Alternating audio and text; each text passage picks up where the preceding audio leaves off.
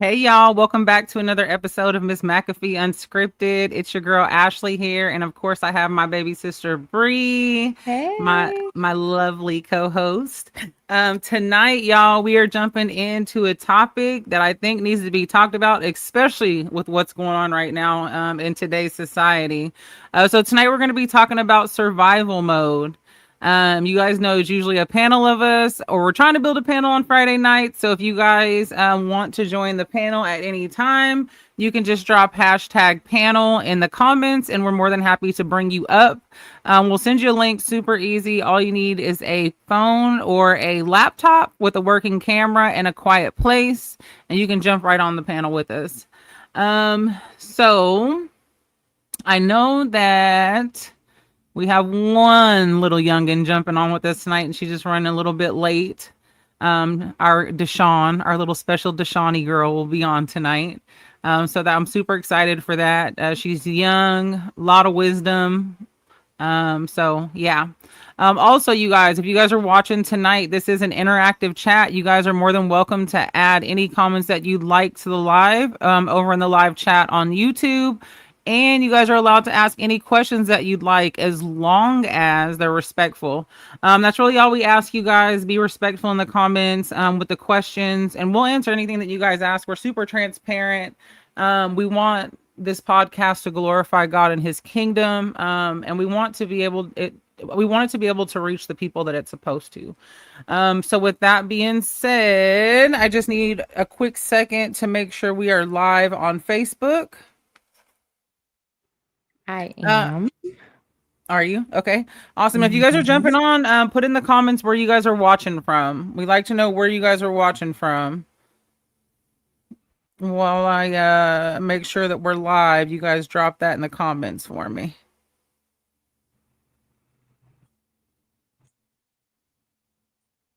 Oh God, what's going on here? I'm sorry. We're gonna echo for a second. I'm Huh? trying to make sure that this is public on my end. Oh yeah, you can do that now. Hey Michelle, y'all know we got she's our our guest. Really, she's on every show. She's always the first in the comments. Shout out to Michelle for always coming out and supporting us. We love you, love you, love you, and thank you so much. Let's see if I can just. It looks like we're live on Facebook. And then let's get these ads.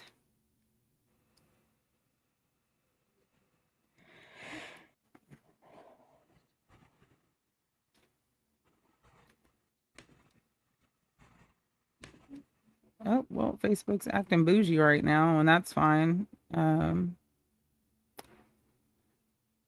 But yeah, all That's right, we're okay. live. We're good to Okay. go over on that side. If you guys are watching from Facebook, I pop on think. over to YouTube, you guys. The interactive chat is over here. You guys can still interact on Facebook, but on YouTube, you can actually see everybody that's in the chat and they're in the interactive live chat. All right. Okay, so we're gonna get started. Like I said, today we're talking about survival mode.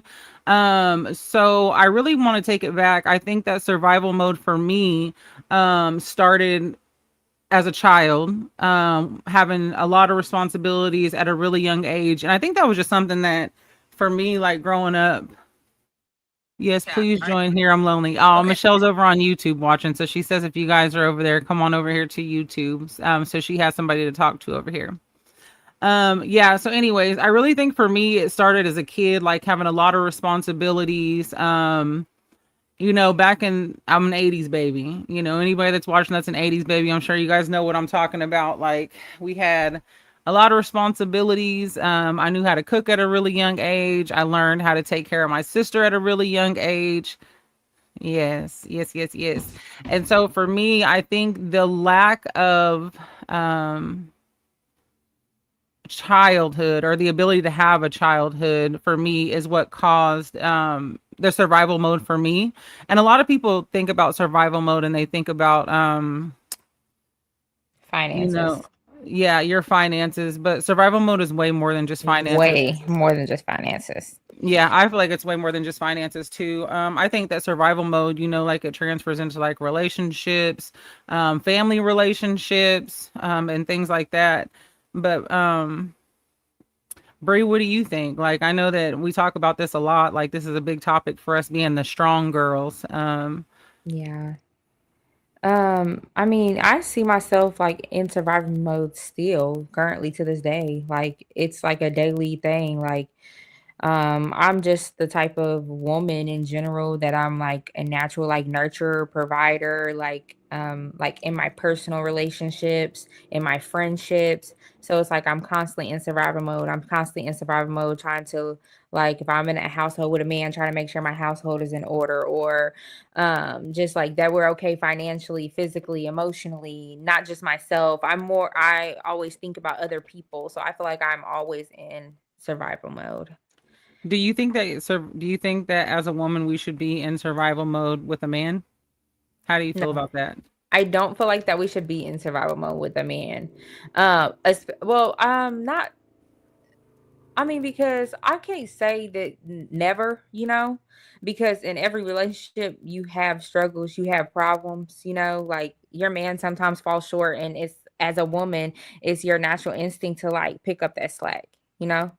Well, me personally, I don't know about other women, but Yeah. me personally, I'm like, okay, my man's not okay. He's dropping the ball. I got to pick up that slack. But Yeah. that's Do just you me. So I guess for me, I feel the same way, and I do that a lot. And I know that, like in the beginning of our marriage, and still today, like I still have that mentality. Do you feel like it makes it hard for you, or like like do you think it? You know what I'm saying? Like a lot of men don't understand. Like I I'm think a not lot of men don't understand where like the how we where we came from and what we came from, and like we're used to like having money and we're used to having nice things. I just want nice things. And we're used to having all these things. So when you're in a space where you don't have those nice things and you don't have all that, and like right now in the season that we're in, we're not out in the streets no more. We're not hustling to survive. We're not none of that. So it's like now we're living these normal lives and we're still trying to survive. And it's like, but I want to have it like how I used to have it, but I want to have it the right way. right. But sometimes that's not God's plan. So Yeah. I don't know. I feel like you never step out of survivor mode. You know, it's crazy that you say that because I was talking to my best friend not too long ago. For those of you guys who know Shalonda, me and her used to do a podcast together as well. I was just talking to her not too long ago, and she said that she's not in survival mode anymore. She's with a man, he takes care of her, she feels safe. And she said, and for the first time in her life, like she doesn't feel like she's in survival mode all the time. And for me, like, I think honestly, it's the hustler mentality in me that makes it really hard because I think even if I had because me and my husband both work, I mean we both take care of stuff, but I think for me, like, even if I were to have a man to go to work, pay all the bills and take care of me financially, like I think I would still be in survival mode. Like I don't know. Okay, so it's I don't really know. hard. Me myself, like I don't know if it's because like the trauma of my past relationships or whatever, but I'm like a real live like my sister always says I'm different. I'm just like a real live lover girl. So at the end of the day, like I might work an 8-hour shift, but I'm just the type of woman that I want to make sure that when my man gets home, there's food on the table. Even if I'm helping pay bills, that's just me. Like it's just like I want to, and it might be because of my relationship with my baby daddy Vic. It's just how he wanted things to be. So it's Yeah. like that's how my mindset is now with any type of man. And I mean that was the man I was with the longest. So it's like I want, especially if my man's working. Like I want to make sure that my man has food on the table. I want to make sure that his clothes is laid out. I want to make sure that it's all like I don't know. It's just me. It's just my mind state. It's just I'm different. I Yeah. don't know. So I mean, I don't think that that's really like putting me in survival mode though. It's No, just I think like I think that's more like the things that you're explaining. I think that's more like catering to your man, which there's nothing wrong with that. I think okay, so I don't know. Everybody's definition of survival mode might be different, and so the way you look at survival mode might be different than mine, and that's why I like to do this for everybody that's just joining. Hey, you guys, welcome in. Tonight we're talking about survival mode. Tonight we have me and Bree. And if you guys want to come up here with us, you guys can put hashtag panel in the comments. We're talking about survival mode. I don't know anybody in my life or around me that hasn't been in survival mode at some point in their life and might still be in it today. So if you're interested in jumping Correct. up here and joining the conversation, you guys, we have panel seats open. Just drop hashtag panel in the comments and we will send you the link. Okay, but anyways, like I was saying before, that I think that survival mode looks different for everybody. And like I said, I think that like survival mode for me was always surviving to take care of everybody else. And I mean, Yep. I wouldn't say like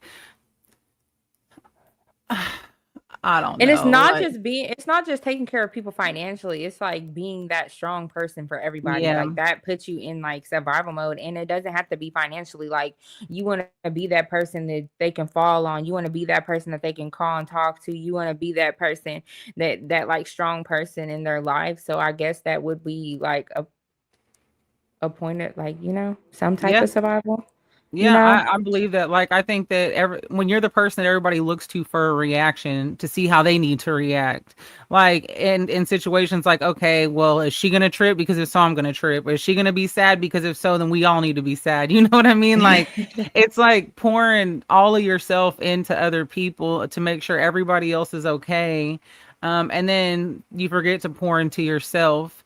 Um, But I'm gonna be honest, sister. I have actually been praying for God to take that away from me. yeah, survival mode.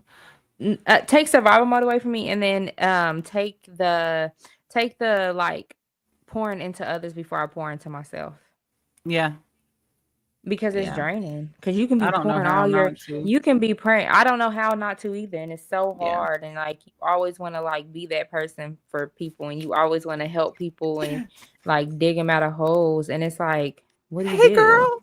Hi, Deshay!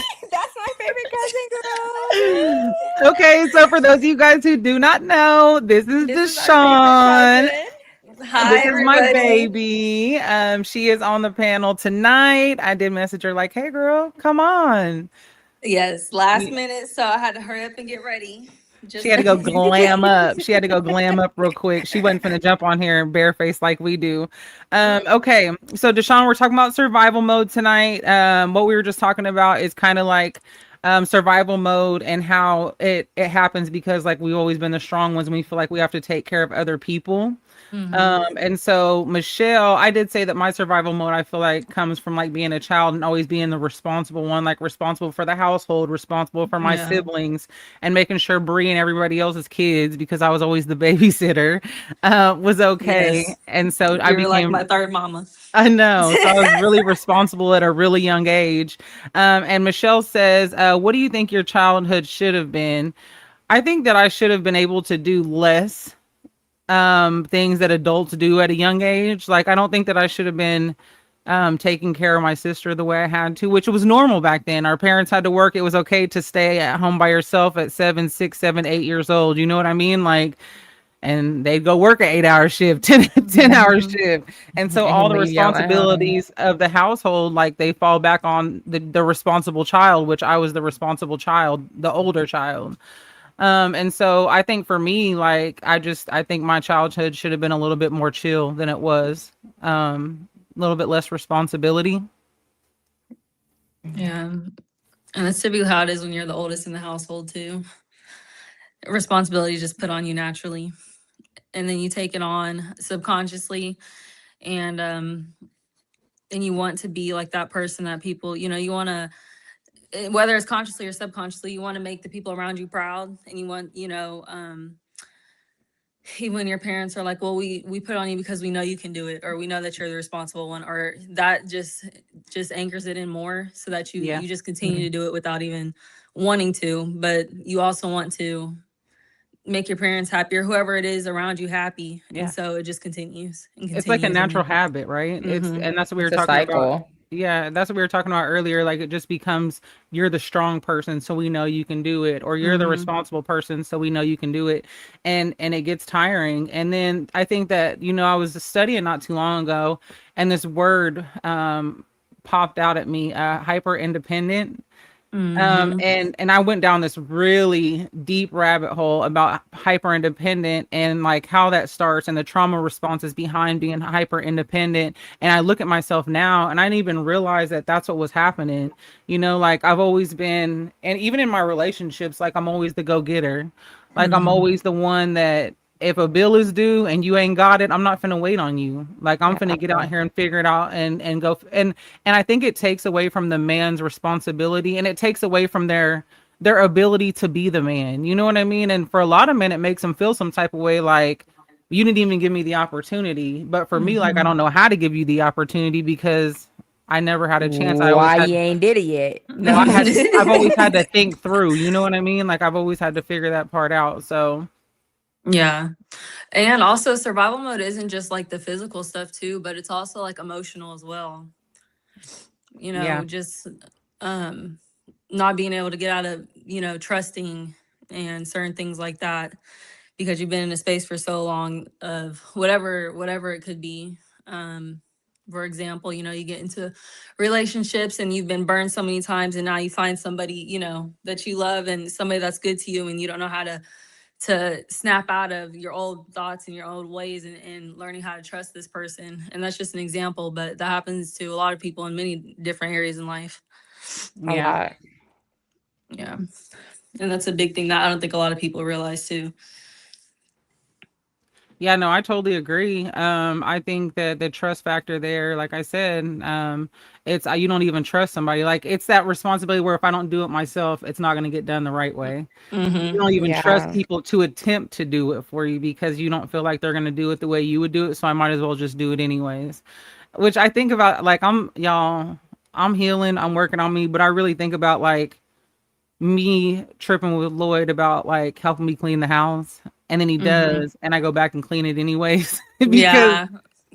that's not how I want it cleaned. You know what I mean? And it took years of Mm-hmm. our relationship, the beginning of our relationship, for me to just finally just take a step back and be like, okay, well at least he did it, you know. Yeah. Yeah. But Now let me before, go like tidy it up how I want it. I'd be like, you came in here and Right. cleaned this bathroom, and it's still like, you know. And he'd be like, babe, but I cleaned the bathroom, I you know. tried. Yeah, And also understand that everybody's definitions are different. So your standard of clean ain't his standard of clean. So he might be think that he just accomplished the world, and to your eyes, it's completely different. Hey, Michelle. Hey, Auntie. I know I love you. But yeah, um, uh, sorry, I got sidetracked reading these comments. yeah, I took care of my sister at a very young age. Yeah, I think that was just like the thing back then. Like the parents had to work. I know my mom was a waitress growing up, so she generally had like two jobs at a time. So she was always gone. She was always like out doing her thing, and then when she was off, she was out kicking it. Like we grew up in the party era, and my mom was a waitress. Okay, so it's like they was moving and grooving, and they would put all the kids at one house and they'd be gone doing their thing, and just make sure you take care of these kids. And so I was Yeah. the Right. one to have to take care of those kids Mm-hmm. while Yeah. things were happening. And so I mean, I'm grateful for who I am. Like I'm grateful for the responsibility now, but I think looking back Yeah. then, like I think I wish I could have had the opportunity to just do the things that kids do sometimes, so that I wouldn't be so independent now, so that Mm-hmm. I could allow other people to do things and be there, you know?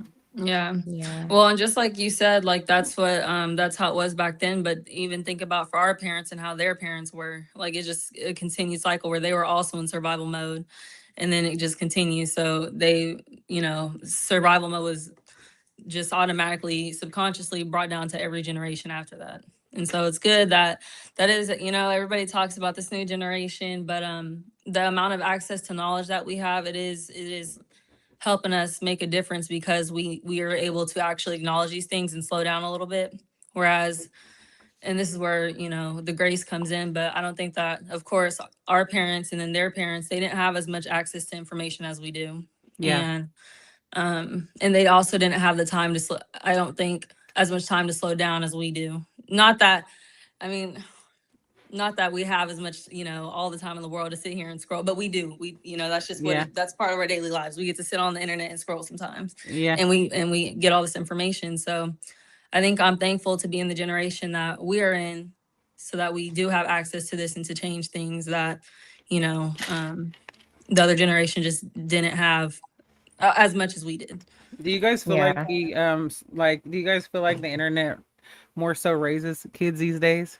Yeah. That's a good question. Yeah.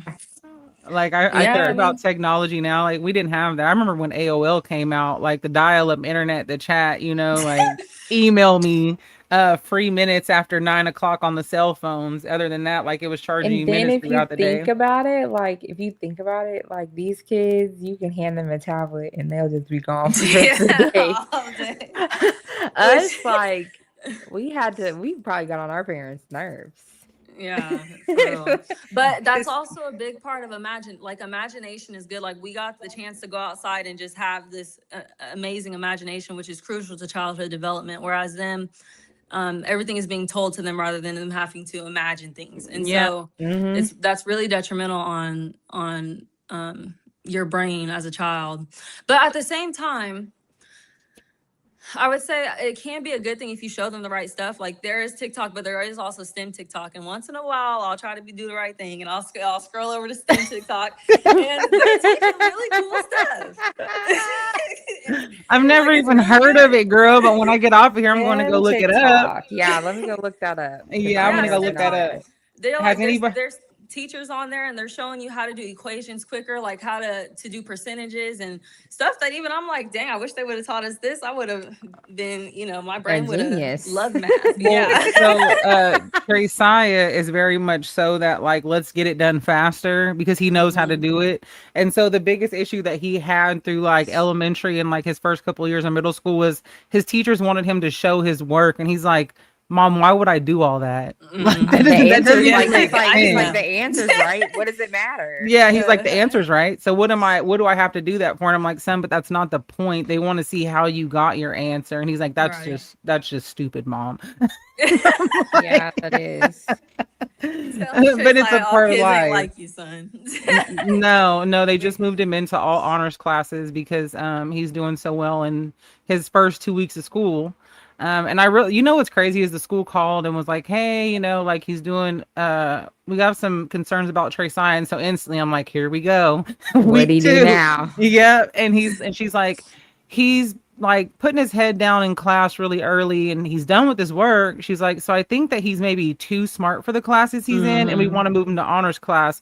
And girl, when she said that to me, I was like, ma'am, do you know how much I appreciate you noticing that that's what's wrong with my child, Yeah, other than that's like true. trying to make it sound like he's being defiant or like he Mhm. doesn't want to do the work. He knows. So he gets Yeah. done and he's just like, can't have my phone, can't have my headphones. Let me take a little Mhm. nappy nap for the next 60 Yeah. minutes.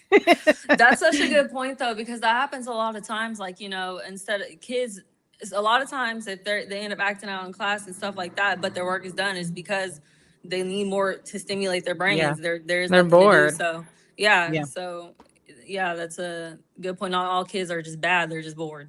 Yeah, So this was the first school that's ever looked at it like that for him. Like it's usually like he's rushing through his work, like teacher parent conferences. He's rushing through his work. His work is done way too soon. This and this and that, and it's just like, okay, well, I mean, what are we What doing you to want me fix to do? that? Punish him? right. Yeah. Print out But another they, worksheet. yeah, and they write him off like he doesn't want to be in that class, and I'm like, he's just really smart. He wakes up and watches political debates in the morning at Yeah. 13. So I mean, I don't know And what see, you want from me. that's a good part about the internet. He has access to stuff like that instead of and he can find what he wants instead of just having to take the information that's given to you on the TV. He can actually go find, and that's the good thing I think about the internet these days. But going back to, do I think that kids are being raised by the internet? I think that's unintentionally. Like for instance, little girls, like right now, you'll notice the difference when we were in middle school. I was not worried about makeup. I looked a mess, like a little tomboy, just you know. What? And and these girls these days, I mean, they have full on makeup, Tutorials. yeah, and they have the newest stuff, the Stanleys and the designer and all this stuff. And Yeah. if you think about it, it's the world that's put onto them. Now obviously you don't have to take it, but when you go to school, that is what majority of those kids are like. And so it's like, do you just stay behind or do you keep, and Or try to keep up. Get Yeah. bullied or whatever would come with that, or do you keep up with the trends like the rest of the world does around you? Hey, you know what's crazy though, and this we're gonna get back on the survival mode topic. I know you guys we just kind of went off, but these are regular conversations, and that's why I said Yeah. if you guys are watching and you guys want to jump in on the conversation at any time, the panel is open for you guys to come up. You can just put hashtag panel in the comments, and we will bring you up on stage with us, and you guys can join the conversation. Super lighthearted. You guys, all this is unscripted, so it's just a conversation. But anyways, we'll get back to the survival mode. Back on that topic, I know we kind of went off, but I think that these days, like I look at how Trey Saya goes to school and stuff like that, and like how they just really don't have a give a care about like what they wear to school and stuff. Like when we were kids, we used to be in the room with a pound of starch, creasing up our jeans, like shoes Yeah, had to that's be true. on point. Like these kids don't wear anything but joggers to school anymore. I think the only thing I cared about when I was in school was my shoes. But Shoes, that was yeah, just shoes me. are always a thing. See, not for me. Like my jeans had to be creased. Like first day of school, Care you had to about that. have them sharp creases in your shirt, sharp creases in your pants, where you can come home and stand them up in the corner when you was done. like, like that's what was important when we were kids. And like that first day of school outfit was everything. And when I took Trey Sai and I mean choose to, but when I took Trey Sai to school clothes shopping, he was kind of like, can I just get some joggers? And I'm like, you don't But want Trey no Saya is pants? And he's like, different. no. But Trey Saya Yeah. is different. You can't come because them other kids, they care. They want I've been seeing these high school videos and they are dripped down. They had go yard bags. I was like that $2,000 outfits on. I was like, who is getting this? Now, granted, it's probably not real, but you know what I mean. I was getting ready to say, yeah, no way. Yeah, yeah, they have the just go the fact that yard, they but feel it's like they need that. yeah. Like that's what they have. But even like those fucking those spray ground backpacks. Yeah, those are $125 a piece, girl. Listen, I'm already in survival mode. They're not gonna make it worse for me. Hey, Trey Saya is a super chill shout out to kid. all the parents trying to keep their kids up with those trends because we know you're in survival mode right now. But you know what's crazy though is they raise their children to be that way though. Kids don't know anything about Jordans. They don't know anything. Like honestly, when Trey Saya was in school, them emoji shoes I posted him them pictures in, he wore that shit until the soles fell off of him. Okay. Yeah. So while everybody else in the first and second grade had on Jordan stuff because that's what their parents wanted them to wear, I took my son in the shoe store and let him express himself until he was old enough to say, and he's still to this day. When I go in the shoe store, I don't be like, "Ooh, I want you to." I'm like, "What do you want, son?" Yeah. I let him express himself. It is what it is. And I think that brings up a good point, what you said. Like even I think that taps into survival mode because I know that even for me growing up, Angel got bullied as a kid. And so she always said that she didn't want that to happen for us. Her parents, they gave her 2 pairs of jeans, 5 pairs of shirts, and that's what she had. And so she always wanted us to have nice things. And so growing up, I did think about what I wanted to wear, like dress nice and stuff like that. But that stemmed from her survival mode. And so a lot of this stuff that parents don't, again, you're not realizing that it's from survival mode, but that's what it is. And you don't want your kids to go through that stuff. Yeah. And it's just a cycle, which, and I never thought about it that way. Huh? I never thought about it that way because my daddy, he didn't play by my shoes. He didn't play by my clothes. My mom bought me a pair of shoes from Walmart one time. My daddy cussed her upside down and inside right. But it probably was because my grandma and them didn't buy him that type of stuff. And he was, my daddy was in the streets. So he said, okay, my daughter's not going to look like that. My daughter's not going to go around. I had Ed Hardy outfits. Right. Not the Ed Hardy. Period. I had Hollister, Jordans, all the new shoes. Yeah. But I know probably that's why. Yeah. And then from Aunt Gwenny's side, grandma and grandpa, they probably didn't think about stuff like that. They didn't care because they didn't have, that's not how they were raised to think or whatever. So it just stems on what their parents and what your parents, what their experience was. And then it trickles down to you. Yeah. And so I think that's the same thing with these kids now. Like, I think that they're also in survival mode because they feel, as soon as you let your kids have access to the internet, you're opening up a new can of worms. You're opening up to the world to be where they're constantly criticizing all the time. And at the age that they're at, they're so impressionable where they're trying to form who they are. and they're taking in opinions from everybody. And Yeah. so it's like they're also in survival mode, just like, what am I supposed to do? Like, I don't want to be, like, you don't want to be the one that comes in with nothing, and stuff like that. So I mean, I think for these kids, they're also in survival mode, but just in a different way. We're gonna jump over to the comments really quick because there's been some people to come in. We have some people watching that we haven't shouted out and said hello to. So we do have my mom in the house. Hey girl, hey. She Hey. said at almost 60, survival mode for me is my mental. Mm-hmm. Yeah. It's a big one.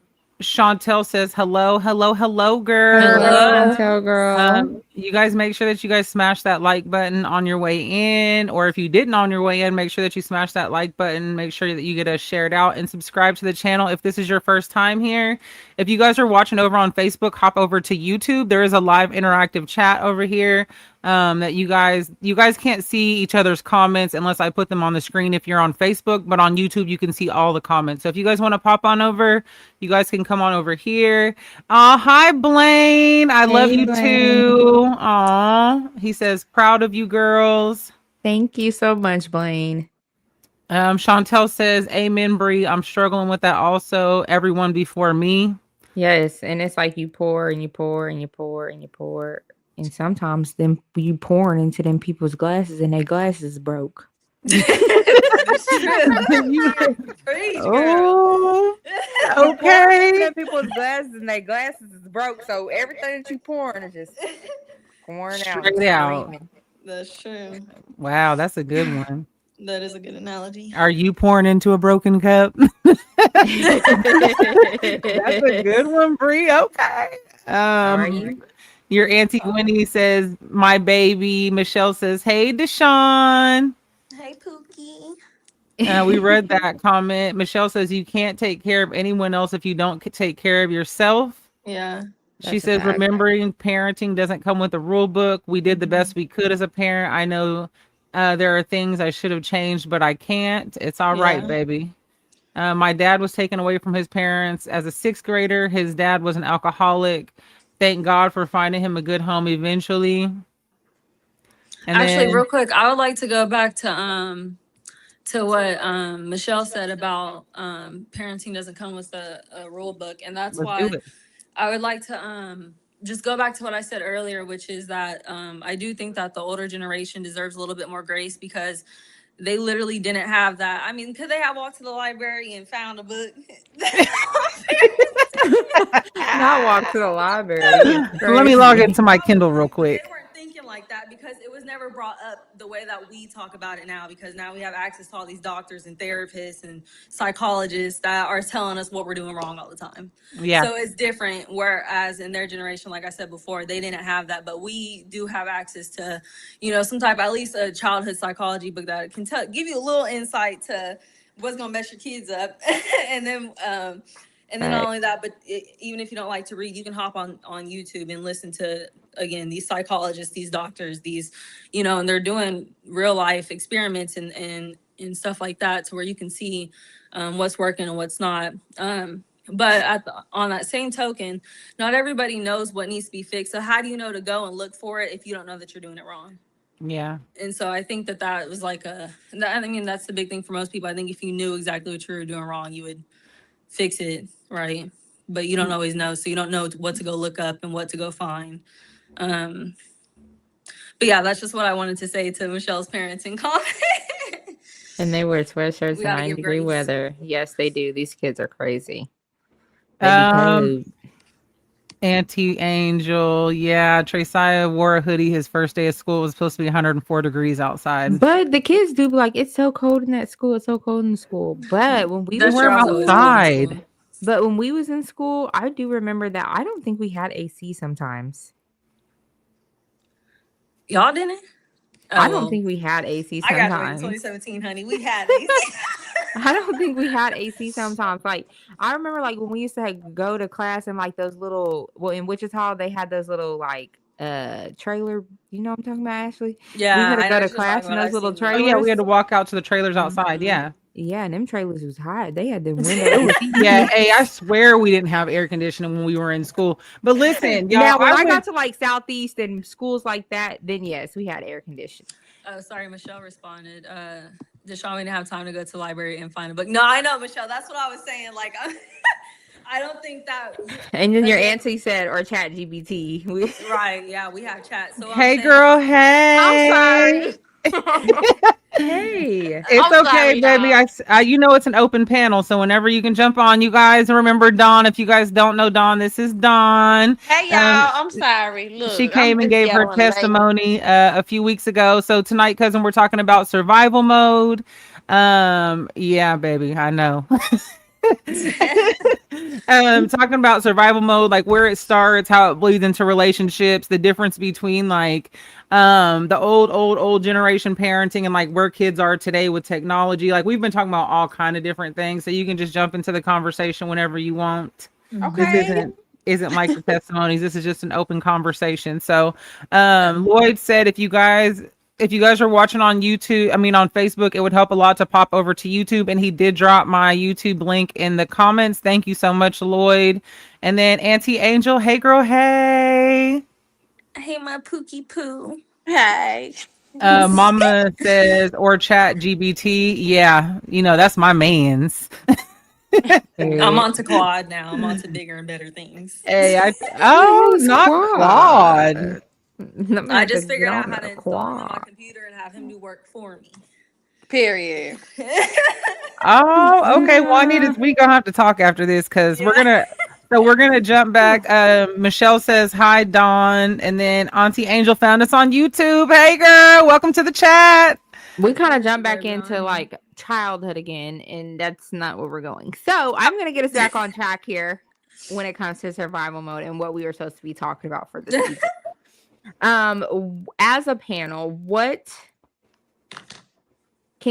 does survival mode look like to you? Stress, girl. I think survival mode is actually the, not being able to sit down and relax and think with your own thoughts for a second. Like you feel like you always have to be doing something. You That's gotta like a big part go. of- Yeah. Yeah. Like the Sure. fact that you don't feel like you have the opportunity to sit down. Like I always But say I all the time, wouldn't I don't say have that time. though. I don't have time.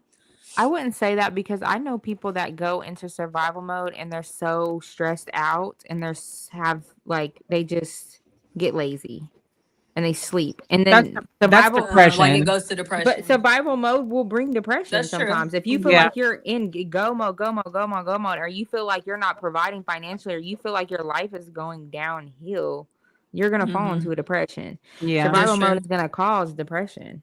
Yeah. Well, I always say too, if we're busy pouring into everybody else and people who are strong, we're the strong ones, we're the ones that are always in survival mode to make sure everybody else is fine. Like we very rarely have anybody that pours into us. It's always we pour into everybody else. And every now and then you'll have that one strong friend because a lot of people, well, I don't know about y'all, but I only have one good friend. Okay. And that one good friend, other than my family, is the only person that I have to reach out to be able to tell them like what I'm going through or things like that. And if she's going through stuff, I don't even call her because for me, like I feel like I got this on my own. I'm not gonna trauma dump on somebody else and they're going through something already. So for me, survival mode is even being able to let my guard down to be able to say, hey, I'm going through this or this has affected me in this type of way. That's such a good point. Yeah. Because a lot of people do think, like strong people do think like that. Like they don't want to go and vent to other people because you understand that since you're taking this on, there's probably other people who have to be taking this on as well. Yeah. And I think that's what also pushes you further into survival mode, not feeling like you have somebody that you can rely on and let loose on, not let loose, whatever the right term is. Yeah. Just vent to. Yeah. Yeah, and then mom said that I feel like that runs into spiritual survival. That's true. Hi, Uncle Nardi. Spiritual I love you too. We are the dynamic duo. Me and my sister. Duo. I was getting ready to say, let's not, don't listen, don't do that because you guys. So everybody that's on the panel tonight, we're all family. Yeah, So Dawn is Deshaun's big sister. Period. If you can't see the resemblance, I can blow them up next to each other so you can see. We So got the they're same circle sisters. head. That's the big sister. This the little sister, and then I'm the big sister. Bree's my little sister, and Yeah, that's my husband. these are our cousins. Hello. Hello, husband. But Um, I just got to picking him up. That's why I'm late. But yeah. Oh, it's okay. But yeah, so spiritual that survival. I was gonna ask. So my next question was because I know that we're all believers and I feel like for me this has been something that I've been working on right now because God checked me like probably about a month ago and he's like, you trust me with everything else but you don't trust me with your finances because I'm just always on go mode. Always on go mode. And so that's the thing that I'm working on now is just letting go and letting God. But like, do you think that you can be in survival mode and still trust God? No. I say Mm. that's tricky because I feel like remember when I was on the testimony, I feel like when I said I'm stuck in survivor mode, but I'm like I'm getting a lot better when it comes to trusting God and certain stuff. And it's just like, okay, God, I do trust you in this, but I'm just You it still sounds have really doubts. I can't say it. What's the word? Contradicting. Contradicting. Hmm. Mm-hmm. Because I Yeah, had it like is. a whole lot of faith, but then it's just like, how do I get out of survival mode? How do I just fully like? There's some stuff I want to give to God. Oh, her Oh. phone done died. But I would say that's a good point. Even like, John, come back. Oh But my God, where no, y'all like, go? Okay, there y'all go. oh, there Wait, she there goes. you Put I your don't go. know phone how on to do get not it out. disturb, girl. I'm trying to. I promise you, I am. I'm sorry. Here we go. Right here. Okay, yeah, there's certain But stuff I want to Let get her to God. finish. I just don't know how. You know what I mean? If that makes sense. Hmm. Yeah. 'Cause I've been holding it yeah, for so long, and then God, I feel like God's like, give it to me, and I'm just like, I don't know how because I've been holding on to it. It's like I can feel like sometimes survivor mode can almost turn into a comfort, like because that's all you know. Hmm. You know what Yeah, I mean? that's true. So it's just like you don't know anything besides survivor mode. So it's just like, God, how do I give you this? Like, how do I live like I don't know how I'm trying to say. I know what I'm Like he trying to wants you say. to. Yeah. How Yeah, you just you know give it what I all to mean? him. Live in peace. Yeah. Like if you're in survivor mode, you're not really living in peace. You know what I Yeah. mean? Like you mm-mm. So don't do know what you peace guys looks like. so with her saying that, do you guys feel like that like that's kind of like being lukewarm? I would. Yeah, Yeah, I think that we're all lukewarm in some areas. Like for example, actually, like what you said, like you're there in most areas, but financially. So you could say in that area you're lukewarm there. But I think that in general, if we're gonna look at areas that we always like that need to be perfected as lukewarm, then we're gonna always be lukewarm, right? Because we're never gonna be fully refined until we're with the King of Kings in there. So yeah. like there's always something to keep going on. And I like don't feel, and that's why I was like, I don't feel like Uh-oh, Michelle nobody, wants to come on the panel. I no, got you, girl. I'm about to drop the link. nobody is perfect. Nobody is. I don't care who you think you are. You can be a preacher. You can be whatever. Everybody has some type of doubt. Not saying like that we're doubting God, but everybody has some type of doubt in their mind when it comes to certain things the in their human part Michelle, life. of us. Michelle, I So sent you I the feel link. like, just like you said, everybody's gonna be lukewarm until we're up in heaven with the King of Kings. Like you're always gonna be lukewarm. You're In always some gonna have. area. You might Yeah. not have a like. I don't have a doubt in God. I don't have a doubt. I know God can. I can give God anything. He's gonna work it out. I don't have a. I don't have that type of doubt. Um, in the season that I'm in right now, do I feel like? Do I feel like I have doubts within myself to fully Mhm. give it to Him? And to fully trust him, yes. But I don't have a doubt in him, but I have a doubt in myself. Do you get what Yeah, I'm saying? Or yeah, does I that make do sense? because yeah, well, it's because that's the human part of you. Like if we're used to tangible stuff, we're used to, like stuff that you can touch and you can actually grasp and stuff like that. But with God, it's all the impossible. And so it's something outside of our ordinary. And so you're like, so I think that it's natural for us to have some type of, I don't know, like something holding us back humanly, if that makes sense, if I'm wording that correctly. You know what I mean? Like, Yeah. because we're not, I mean, we can't be, hey, Michelle. Hey, Hey. Michelle. Hey. You guys, You this all is looking lovely, but I really don't care. It's all right. This is for God's glory, and we don't care. We're not here to be fined for nobody on camera. We're here to talk about what we I talk said, look at about, my hair. You fine. and to tie it back to Hey, God we in could be some type going of way. viral. Y'all ain't gonna catch me sleeping. You know, I'm Girl, fine either way. I'm gonna go viral just like you. You hear period. me? I'm I'm just gonna go viral for Jesus. Okay. yeah. Hello.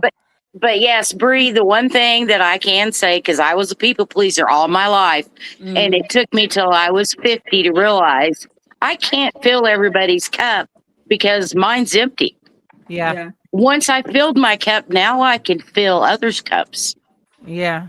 So Yeah. But Michelle, the question that we were just asking is, do you feel like you can have faith in God and be in survival mode? What do you think? yes, yes. I mean, because an example would be of helping my parents out because they're aging. Yeah. And yeah, there's times where I am out of fuel, Yeah. but I have to keep going because it is my parents and I know they need me. And I know they feel guilty for asking me. And there are times where I have to say, hey, I need a couple days just so I can refuel myself to come back and help them. Yeah. Mhm. But yeah, survival mode, it kicks in all stages of life. And I can tell you this, the one stage that it do not prepare you for is taking care of your parents because that is tough. I was just It getting ready to is. Mhm. ask you, like, with you being older than us, do you think like um at different ages it's like different types of survival mode? But I think you kind of answered that with like taking care of your parents and like what that looks like throughout the years, where you go from like one worry to another. Mhm. Yeah, well, and I was 20, hold on, how old was I? Got married when I was 25, so okay, I was 26 when I got diagnosed with MS. Well, my daughter grew up with me having that. And bless her heart, she had to take care of me a few times, and I feel bad for that. There was nothing I could do about it. But now sitting helping my parents do things, I have to tell myself, you know what? I was at that spot too where I couldn't move very fast. You need to remember to be patient. Yeah. But Yeah. yeah, I mean, survival mode kicks in all kinds of ways. That's a Yeah. good point, Michelle. And that's why I do think like again, pointing out in the Bible, Jesus told us don't worry. They told us 365 times because we were gonna have a worry every single day. And I remember even going through stuff with Tanisha, and after that, looking back now, like I'm super, not just that, but all throughout my experience in life, I would always be thankful for the hard times because without that, one, you don't build character, and two, like you said, Michelle, like you can't build compassion for others and to be able to understand like other people's positions. And that's what I think gets you closer to God too, is like is being able to understand others and have that type of compassion and generosity to people because you've been in that place before and you've been Yeah. in that, and that's why I do think the beautiful thing about survival mode is that it is just building you to be stronger and have a stronger spirit, a stronger character in general. And as it's hard to see it like as you're going through it, but like when you get to look back, even now you can look back at a lot of stuff that you've been through and say, oh my God, like I'm so much better off I because was of just it. getting ready to say, because at what point does that start to happen? Because baby, survival mode gets tiresome, okay?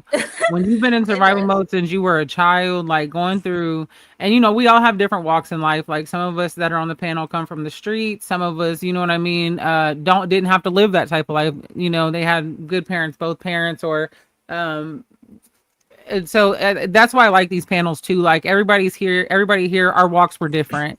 Yeah. So it's always going to be a different point of view. And I guess for me, like thinking about um having to survive for so long and just really make it through the day was mentally draining for me. And I feel like even still today at 38 years old, my mind frame is like, okay, if I can just make it through today, I'll be okay.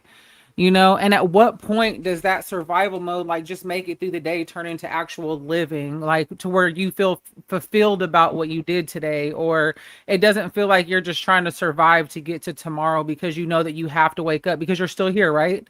So God Yeah. still has something left for you to do. Like when does that turn into just I'm living now, and that's really I like, would I would argue that the fact that the point that you even had to go through certain struggles shows that like God has some type of purpose for you. Because if you look at anybody in the Bible, none of them had just a good, easy go lucky life. I mean, Yeah, no. all 12 Yeah. disciples got murdered in the end, you know, like they were in prisons. John the Baptist, you know, he lived his life dedicated to preaching the gospel of Jesus, and then Yeah. they never got to see him and got murdered. But even Jesus said that there is no greater man than John, you know. Yeah. So it's like, I think that something my grandma always says is it rains on the righteous and it rains on the unrighteous. Like the rain is not immune to none of us, and Yeah. we all have to live this experience of life, whether you believe or you don't. But the difference is that you have God to, like, you have this person to lean on. But if you don't lean on him, then you're doing it alone, Yeah. and that's what makes it so much harder. Yeah. And that's the difference Even between people with faith and without faith. I would say even with faith though, because there's times where I'll kick back into survival mode and I'll try to take the wheel, and it makes it harder for me as a believer who believes in God and knows what God can do and has seen the miracles that God can do. I still have the desire to take over in my life, and I can always tell because my life gets so hard.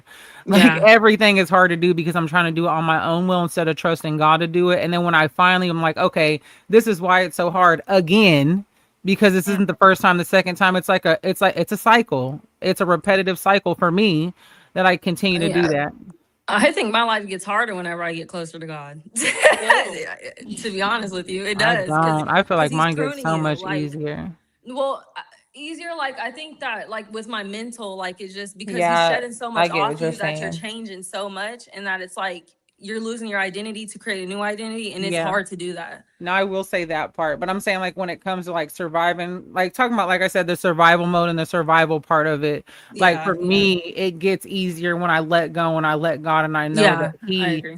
he has the will. But I understand exactly what you're saying when you go through the pruning and when he's changing you and you have to die to yourself. That is absolutely hard. And I've never thought about tying that into survival mode. So I mean, like when I was saying that, I was thinking about like the daily parts of my life, like how things are going to get done or what I'm trying to do or my dreams and aspirations. Like if they don't align with God, then it's not easy. But as soon as I start to get aligned back with God and what he wants, I can see how easy things get You for do me. see a difference. Yeah. Yeah, I agree. Michelle? Michelle? Yeah, I was going to say on survival mode, the most important thing is, granted, leaning into God, but it doesn't hurt to take time out for yourself, whether it be 10 minutes, 20 minutes, or 30 minutes. You Yeah. know, say, hey, if it's your husband or a friend or somebody that can help you out, say, hey, I need 30 minutes to myself. Or I need an hour to myself. Can you help me out in that way? And just taking that 30 minutes just to relax, lean into God, and, you know, even meditate, just sit there and be quiet. That will help refresh you and start filling you back up. Yeah.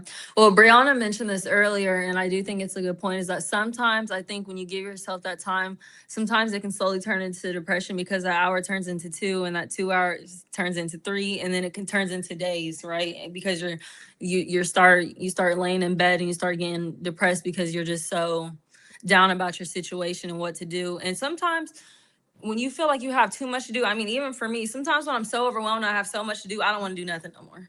Even though I Yeah. know my, like, everything's on my plate, Yeah. but it just makes me not want to do anything. And so, That's very true. yeah, so I think that you have to be super intentional with that time that you take out for yourself, and make sure that it's about bettering yourself and not just letting yourself fall into almost a pity party. And I don't want to use that term because it's like it's not bad to feel bad for yourself, but it is bad to stay that way because then it's hard to solve it, you know, once you keep going over all the bad things instead of trying to find solutions, right?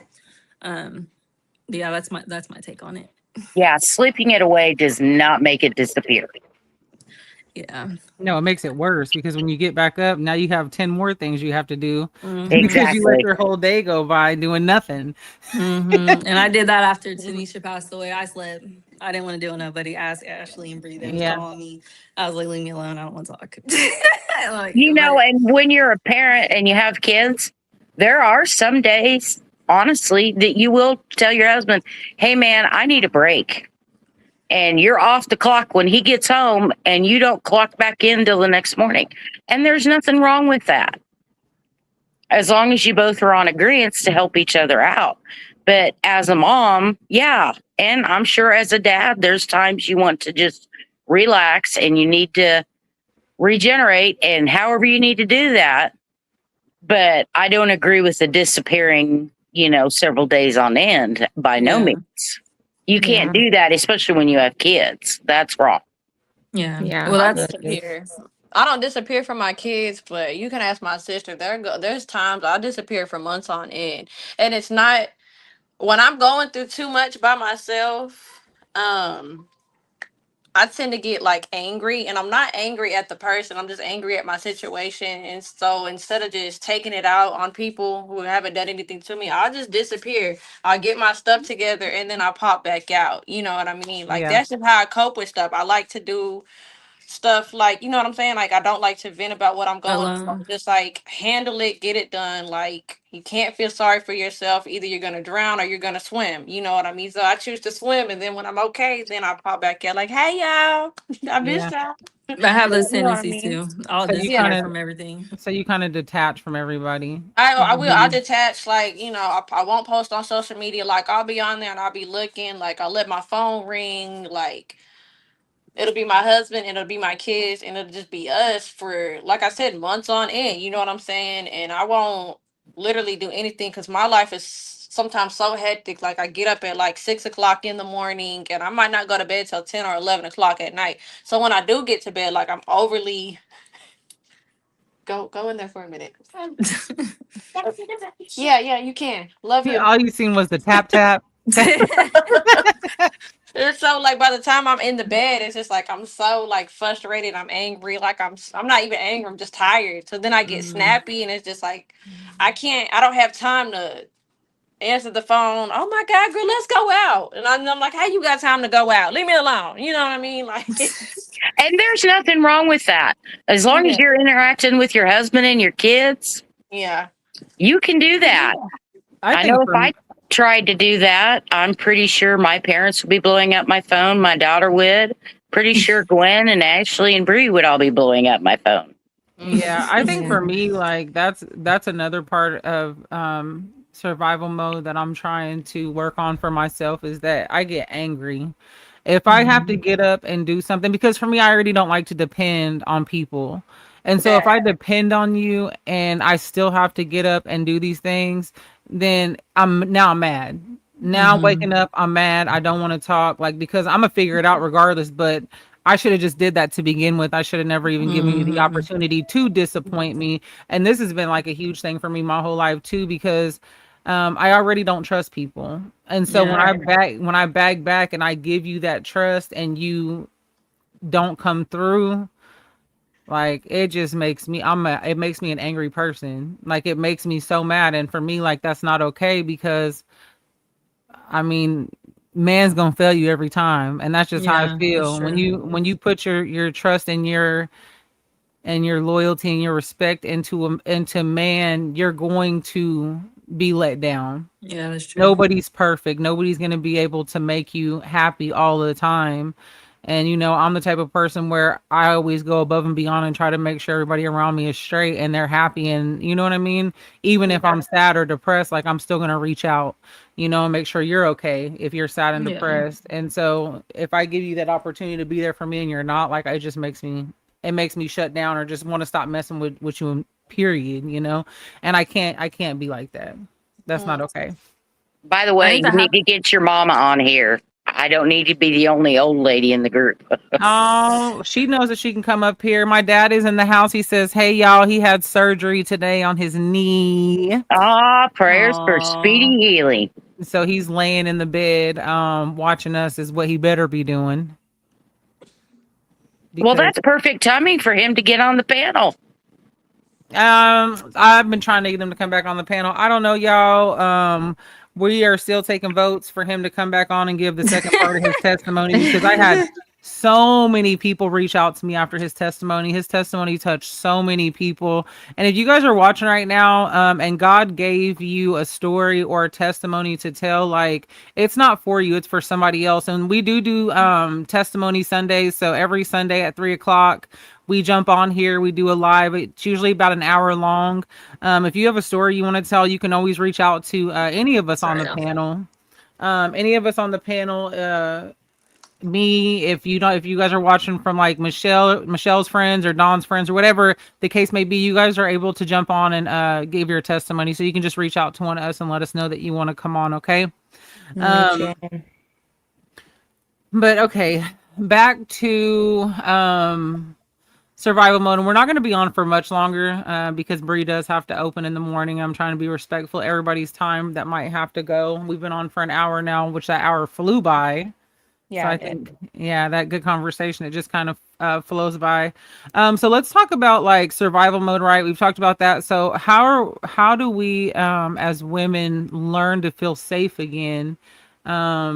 When you learn how to like finally get through giving things to God and trust in him more, like, but how do we begin to like feel safe when we're with other people? I think you have to. Go ahead. I think you have to be okay with being let down. You have to understand that that's natural. Because I think if you build up too much expectation, you're always gonna go back to that mindset. And so I think you have to understand, like what you said, that man is always gonna be man. You're gonna be let down if it's not God. Um, and also I think that you have to lead in all of your relationships, and any relationship that you come across, you have to be compassionate and understanding. You have to give grace just as grace is given to us, because a lot of times you can be quick to get angry and stuff like that, but you have to understand, like, there's a lot of stuff that God could also put that same wrath on us for things that we didn't even notice that we were doing. And a lot of times, the expectations that you're putting on people, they have a different idea of what that expectation should be too. And so, like, I think that within reason, without being blind, just try to be as understanding as you can. And again, like, be okay with being let down sometimes, and again, not blindly, not with all situations. Yeah. But I mean, at least that's how I see it. Well, Yeah. and I truly think with time, we've all been through different situations. We've all been through different things. We've all been let down. And when you need that trust, you're scared it's not going to be there. But if you lean into God, that trust is going to be there. And if you do get let down, you're going to have to deal with it. But you're just going to have the faith and trust that you can believe in that person. Yeah. And, because I'm sure we've all failed in our trust in other people.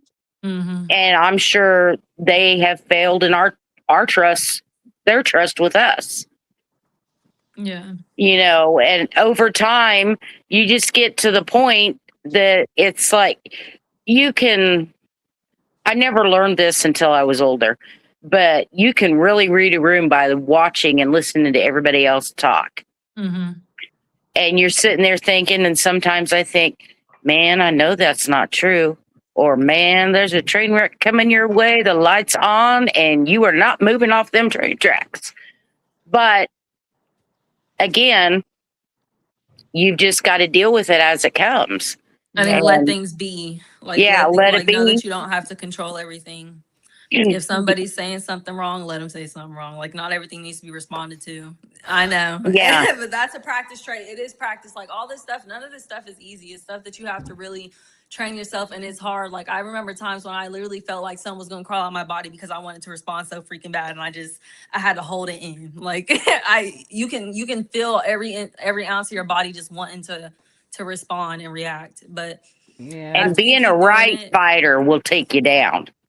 yeah. You can be right, and all the flags are there that you're right. But guess what? That person over there doesn't see it that way, and they're going to continue to argue with you. And sometimes you just have to turn around and say, okay, I'm done with this conversation. We're going to have to agree to disagree. Yeah. And if you don't like it, then just keep on walking. Mm-hmm. Yeah. Yeah. I think for me, like the way that I'm learning how is I stay in prayer now. I don't care what it is. Like, God is working on me right now in a season. And that's why I wanted to talk about this, because for me, I think survival mode is something that's my main focus on healing myself right now and being able to step into my soft girl era or feminine era. Because let's be honest, like, a lot of men and other people in society look at survival mode as masculinity, right? Being Yeah. hyper independent, and you're masculine, like that's masculine That's true. energy. But for me, that's all I've ever known, you know? Mm-hmm. Like I've never had the opportunity to sit down and be in my soft girl era, or just worry about me and just be free and happy and not have to go out here, because you got to think I leave from for here at the jobs that I've been at, like I'm a boss, you know, like I'm the leader. And when I was in the streets, it was the same way, you know.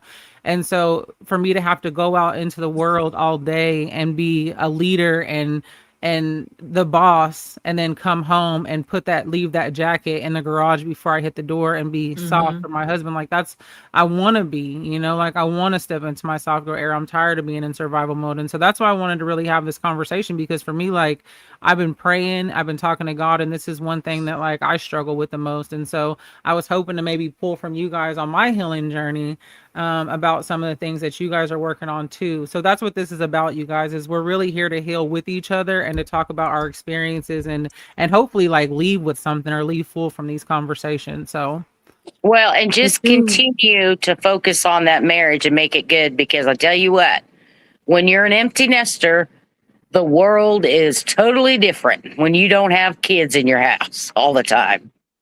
It's Yes. different.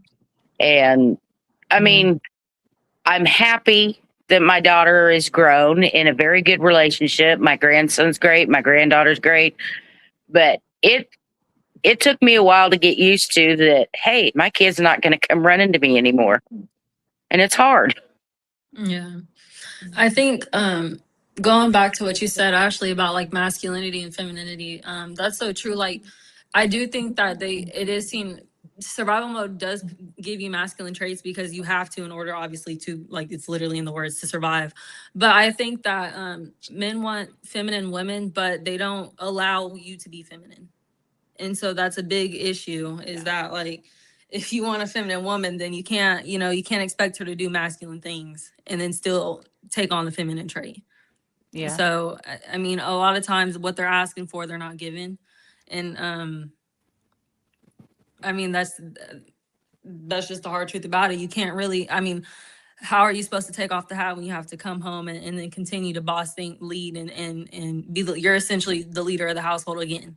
And Yeah. so they want to be they always say men are the head of households, but you have to actually take on the role. You can't, it's not just a title.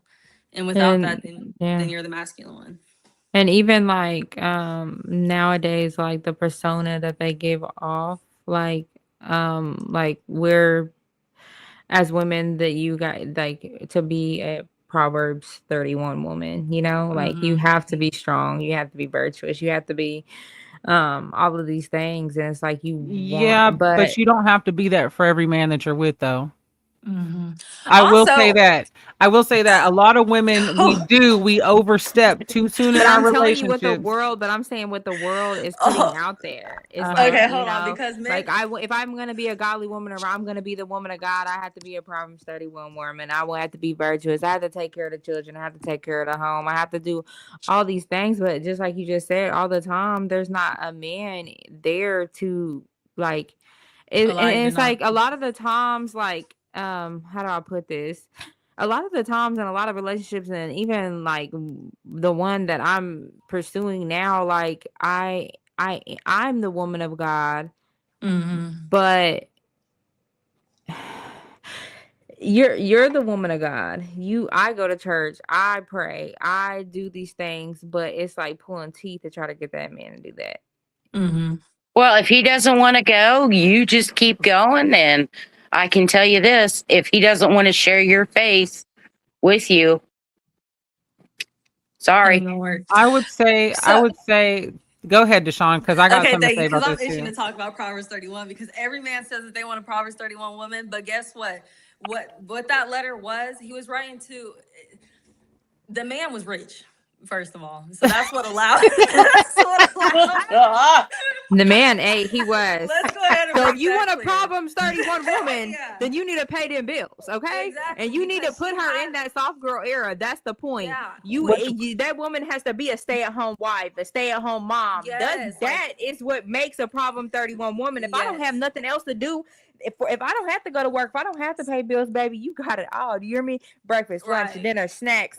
Where else can I put it? You know what I'm saying? Because Right. that's just the type of woman I am. I explained that in the beginning. But if I have to go to work, and work this job and then Yeah, come you can't. home and take care. I can't be a problems 31 Yeah, woman. you don't have the full energy You to go gotta do pick it. and choose. And I No, can't you gotta wake pick up and at I choose. can't wake up at like it says, I can't wake up at 5 a.m. in the morning and yeah, pray over my family and pray over God and pray over our finances and be the woman Yeah. of God that you want me to be. I can't be that woman if I don't have the yeah. opportunity to be that. It's You Well, because you you're you don't operating. have the you're mental having a split capacity to do masculine. it. And You we're don't have the operating, but when a man is not taking care of his household responsible, guess what we're operating? Under In survival. that masculinity. goes under Yeah. survival mode too, Mask because again, I and it's look at under it. yeah. I Go look ahead, at it John. as if I'm getting up at 6 o'clock in the morning, I'm getting the kids up, I'm getting them ready for school, I'm dropping them off, I'm going to work a 10-hour shift. When I get off of a 10-hour shift, I'm cooking dinner, I'm getting the kids Mm-hmm. ready for bed, I'm putting the kids. It's just like Where do you have time to be where do I have feminine? time to be the soft Where do I woman? You have know what time I to mean? pray? Where do I have Or time to even go be a to church? wife. When do I have time to read Yeah. my Bible? When do I have time Yeah, to I'm just pray like, over when do my you have family? time to be? So you either you're gonna get one of the two. You're gonna get the soft girl era, or you're gonna get the This, masculinity. Either you're gonna get way, this you know what young I'm saying? thug. It's just like not young Mm-hmm. You Right. thug. heard? You heard? No, but for You real got though, it's just like But that's you gotta pick or yeah. choose. You're gonna get, you know what I'm saying? Provide the And Yeah. you've soft girl got to And era. that's think, Um, my grandparents, my grandma stayed home. Okay. That was the And that's time the back then. That same. was generation. my grandma too. My grandmothers And, too. Both of my and then grandmothers. like your my mom's mom and grandma I too. were raised in the generation. I was lucky that my mom got to work from home. My parents owned a business. My dad was out working all the time, or he was officiating, whether it was football or basketball. But my dad was gone a lot. But it wasn't because he was avoiding us, it was because he was providing he's a for us. provider. Right. Yeah. And the thing is, today, people have turned so materialistic Man, that Michelle, let that's me why. just, it's not materialistic. It's the gender roles. People have gotten so Mm-hmm. far away from gender roles and what it is to be a man and what it is to be a woman. Like we've Yeah. come so far away from the model and what that looked like because my grandma owned businesses because she wanted to, not because she had to. She Mm-hmm. wanted to own a laundromat. So my grandpa went and bought her a laundromat. You know Yeah. what I mean? Like while he was out doing his thing and when he woke up in the morning, every morning he sat on the couch in his tidy whities, okay, for my whole life as long as I can remember.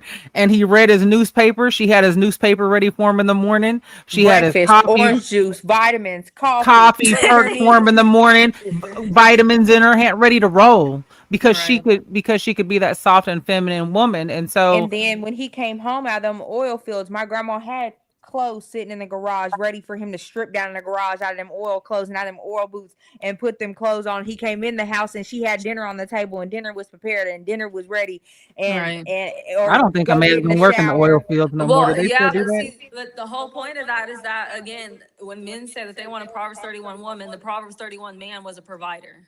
And Yeah. so she had time to go out and tend to the yard and tend to her servants. Again, read between the lines. She had servants.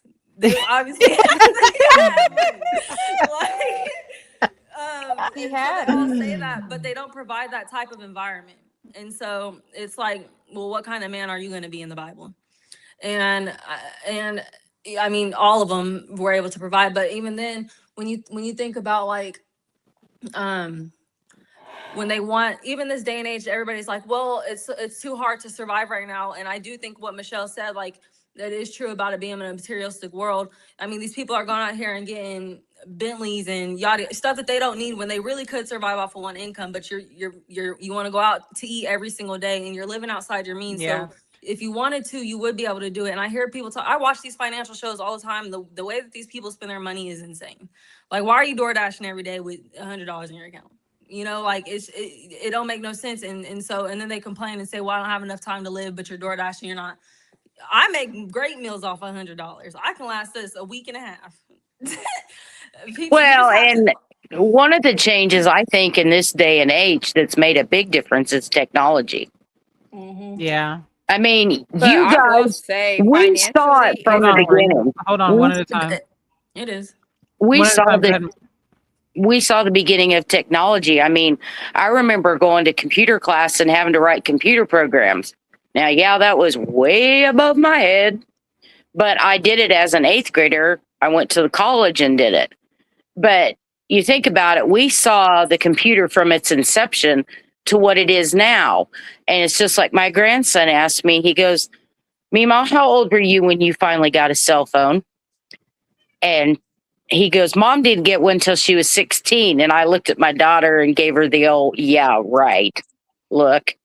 And I said, I think I was in my 30s. He goes, Mima, were you that bad?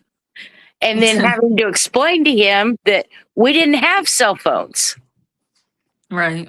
You know, it's just like typewriters. People are like, what's a typewriter? With these cell phones, everybody's keeping up with the Joneses. That's what it is. Yeah. And everybody wants to put out a perfect everything. And I can guarantee you, you can look at these perfect profiles, but they're not. Yeah. You know, it's the That's so true. imperfection. And that's not what Facebook was meant to be. And Facebook, I think, originally was meant to be to share photos and family with friends. Yeah. You know, and now it's into a multi-million-dollar business because people want to do this and that and show off. Well, go ahead, show off. I'm not joining you. Yeah. What were you saying, Bree? I can't even remember. The cost of living is more expensive. Yeah, I mean it is, and I mean, It and most is. of the time right now, you do need to live in a 2-income household. And I'm not saying nothing's wrong with it. I'll go to work, and I will still be the woman that I need to be because that's just how I was raised. So I mean, I don't have a problem going to work. I'll reality, I don't want to sit at home all day. I don't have a problem going to work either, but what Deshaun's saying is, I mean, if you go by the order in the Bible, it's out of order. I mean, it's out of order. And we were talking about the Proverbs 31 woman, and she's saying, like, if you want space to have a Proverbs, because let's be honest, none of us on here are Proverbs 31 women right now. No. Okay, we might be I'm striving. young. No, I'm just playing. Like some of us might be striving to get there. Some of us just really don't. But that's what I'm saying. Like, we're striving to be better, but you have to think about, like, it's harder to be now, like, you know, like Bree was saying earlier, like she's like the spiritual leader in her household. I feel like I am too. And I won't say, I think that our faith is different. Like, my husband was raised in the church, right? Mine comes from being in the streets and meeting God that way. And so I think it's just a little bit different. Like, I feel like going to church is important. He does not feel like going to church is important because he grew up in the church. And so, like, I would say, honestly, if it's not something, and this is after being in a relationship for now 60 years and going through the back and forth, because that was some of the biggest arguments me and my husband had was about spirituality, the beliefs, going to church together, wanting a man that leads me in the direction of God for me to follow. If that's not something that you can deal with long term, then I wouldn't even entertain that thought, because See, a I lot got a of the question. times, like Michelle says, you just have to keep going. What's up, Dawn? I'm sorry, I didn't mean to cut you off. No, you're So good, baby. that's a made me think of a question. How you were raised like two different ways. What if his way of leading looks different from how you think? Because me and my husband butt heads with that a lot. Because I'm like, I look at how he was raised, and then like I look at my dad. Like my dad, my mom was a stay-at-home mom. Like he took care of her. It was like till death do them part, literally. You know what I mean? And his dad was like totally opposite. You know what I mean? It's like, oh, you're gonna help me provide da da da da da. So we class heads like that because his way of leading and how I feel like he should lead are like two totally different aspects. You know what I mean? Can I touch on that, because this is what I'm going to tell you after being married for 6 years. Well, not married for 6 years, but in the relationship that I'm in for 6 years. It's what you're willing to accept in any relationship, and it's what you're willing to compromise. And that's just period, point blank. But what I will say after being in my relationship for as long as I have is never settle. Right. Because I'm telling you, you'll look down the line, you'll look back, and you'll think of all the times that you settled in your marriage, and you'll be disappointed. So if you feel like you're settling right now, unless you guys can sit down and have a conversation and come to a common ground on what feels good to you and him, and then I mean, it's a no for me.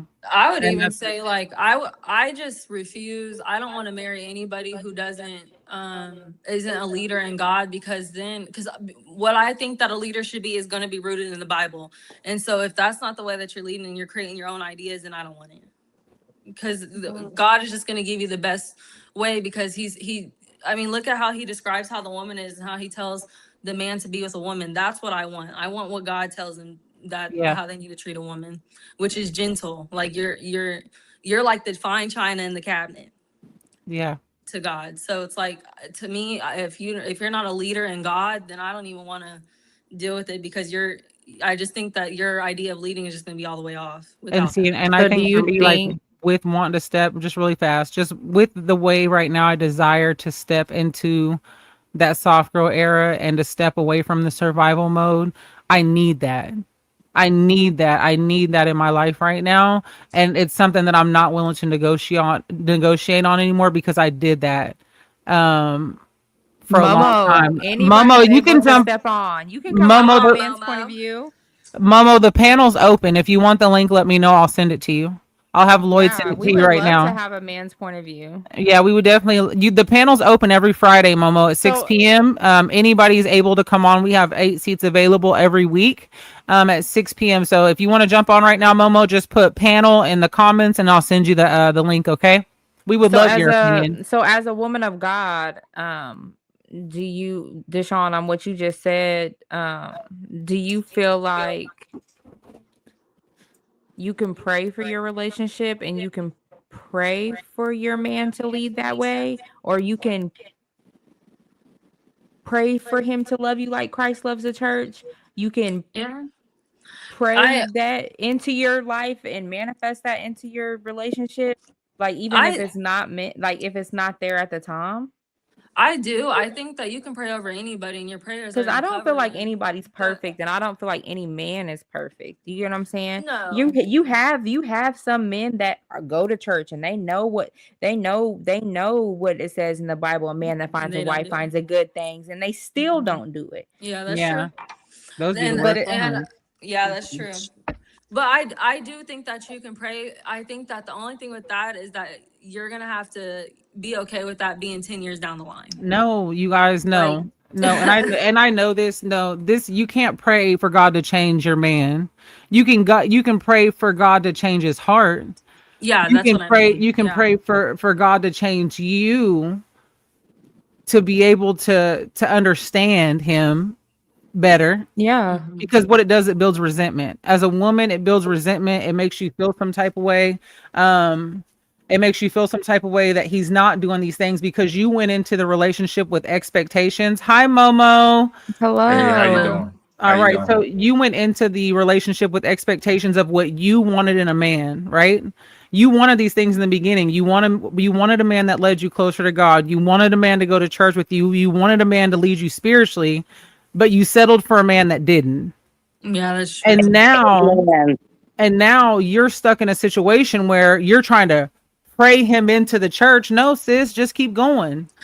I will Just say, keep going. And either Before I he's get gonna banned come at with that you or point. he's not. It's just gonna be, I mean, it's what, like I said earlier, it's what you're willing to sacrifice and it's what you're willing to settle for. It is yeah, what it with is. you can't change somebody when they've shown you their colors or You guys what can, they I do believe believe you can in. grow together. Yeah, You can or grow what they together, and want I to feel live like God can as, change anybody.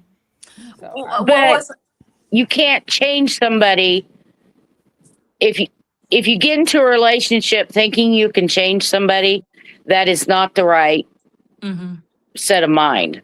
I I would agree. You say have to honestly, accept after that going through the person. relationship that I'm in right now, sis, and this is for all the women and men on the panel. If you get into a relationship and they're not who you want them to be right now, then you should have never invested your time and your space and your energy into it, because you're going to continue to want that probably for the rest of your relationship. hmm But we're going to pause for a second, you guys. This is Momo. Everybody hello, say, hello. hey, Hi, Momo. Momo. Hey, And Hey, it's, oh, the Hey, panel's always open to you, Momo. It's great to have a man's opinion. Unfortunately, I don't know a lot of men that'll jump on the panel. no, So because I just want to, I really want to speak on this, and all y'all probably gonna disagree with me. no, go I ahead. don't, I don't go to church, and it's a lot of reasons why I don't go to church.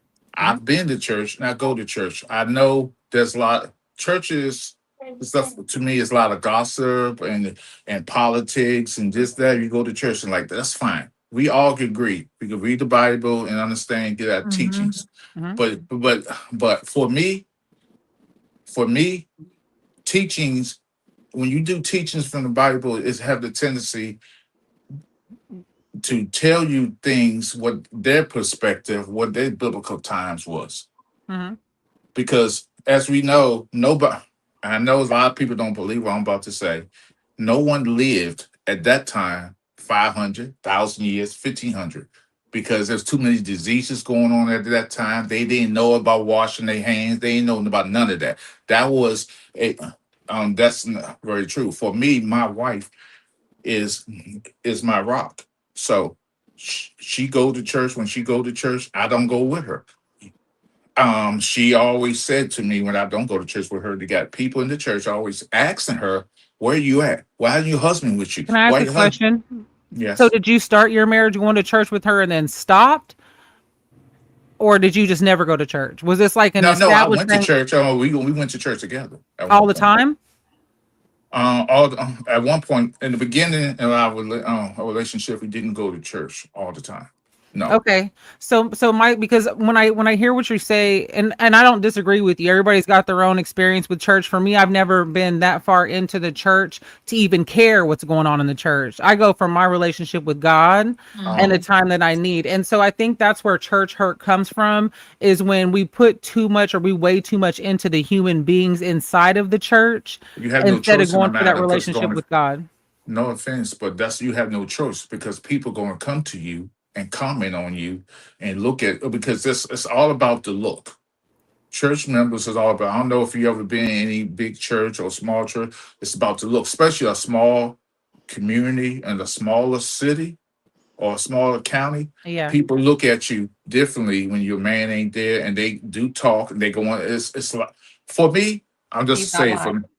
Hey, but you know what though? I feel like that goes to, so for me that's like settling for a church that you shouldn't be in anyways. And I think that's a comfort thing, is like you go to a church for so long, you feel like this is my church. No, when Mhm. it gets to a point like that where you see that the spirit does not move you in a church, you are spiritually dead in a church. You are wasting your time. There's a church house on every corner. It's time to move. God No, doesn't here's want the you here's there the thing. anymore. Here's the thing. I'm going to tell you about. I live in North Carolina. There's different church. So a lot of older people would tell you, I'm older. Would say, "Hey, this is my home church. Hmm. Mhm. This is my home church right here." But I go to this church where I live at. So I travel so far to go to this church, which I like. But I'm always going. But this I have to go to my home church because this is this no because of they having this celebration 25th anniversary. People have home churches in the South, in the deep South. They have home churches and they got their regular church. They go every Sunday. Yeah. Mm-hmm. They Yeah. do. They do. I So Yeah, when they you do. go, so that's not about being comfortable with the church because for me, I went to church and I just got for me, I just hate when I hate somebody saying the word repeat itself. If you got to be repetitive for what you say, it's like being on YouTube.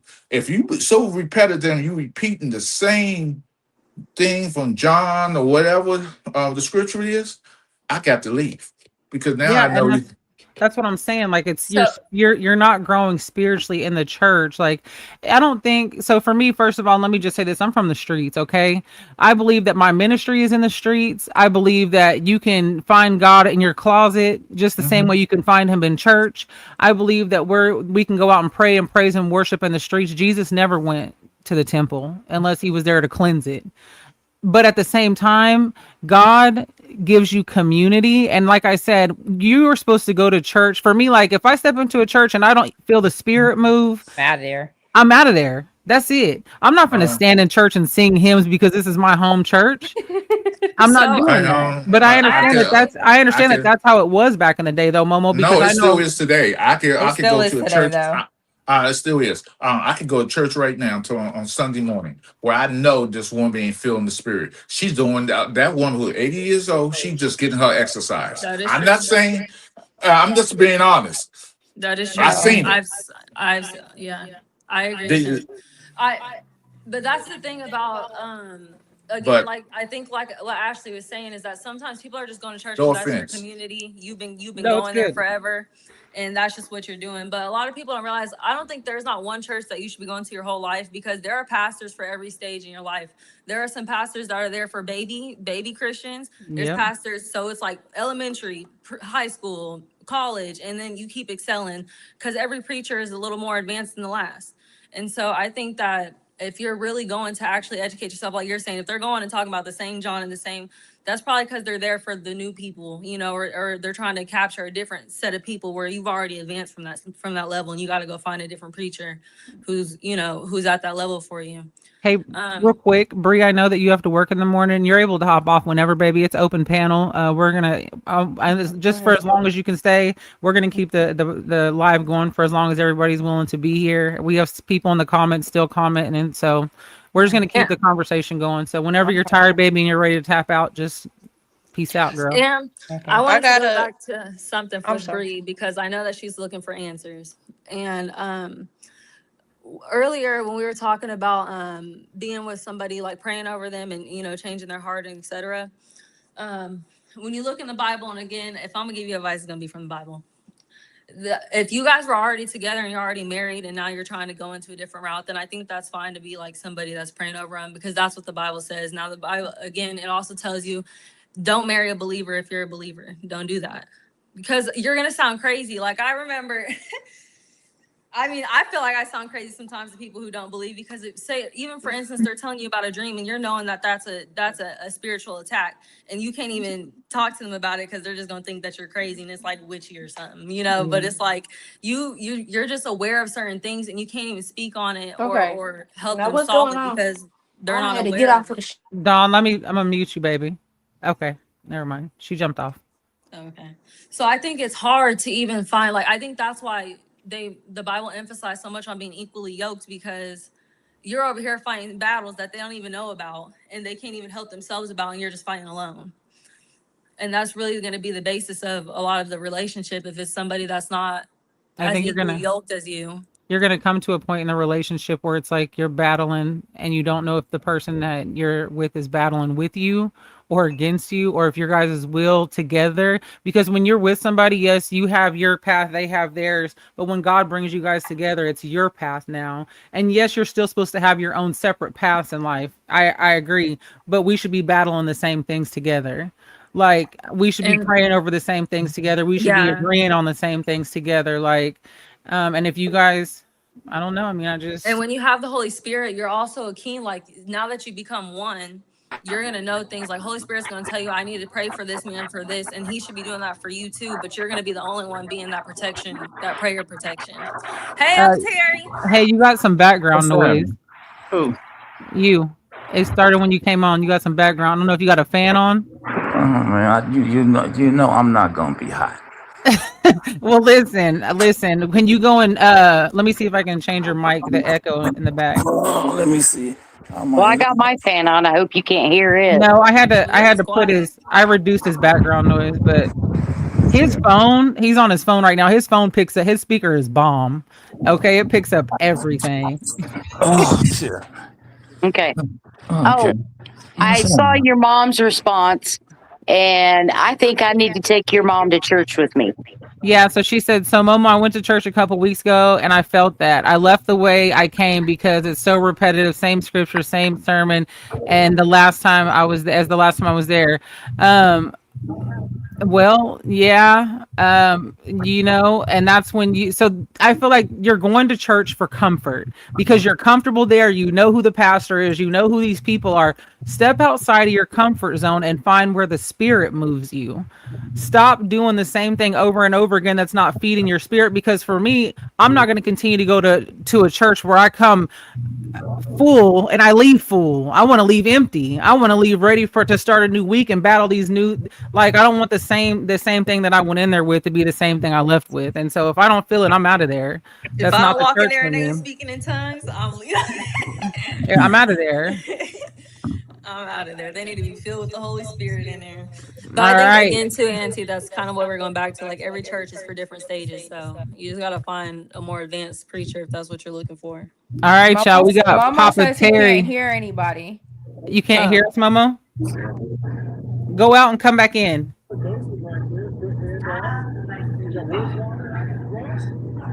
Leave. Oh, he can't hear.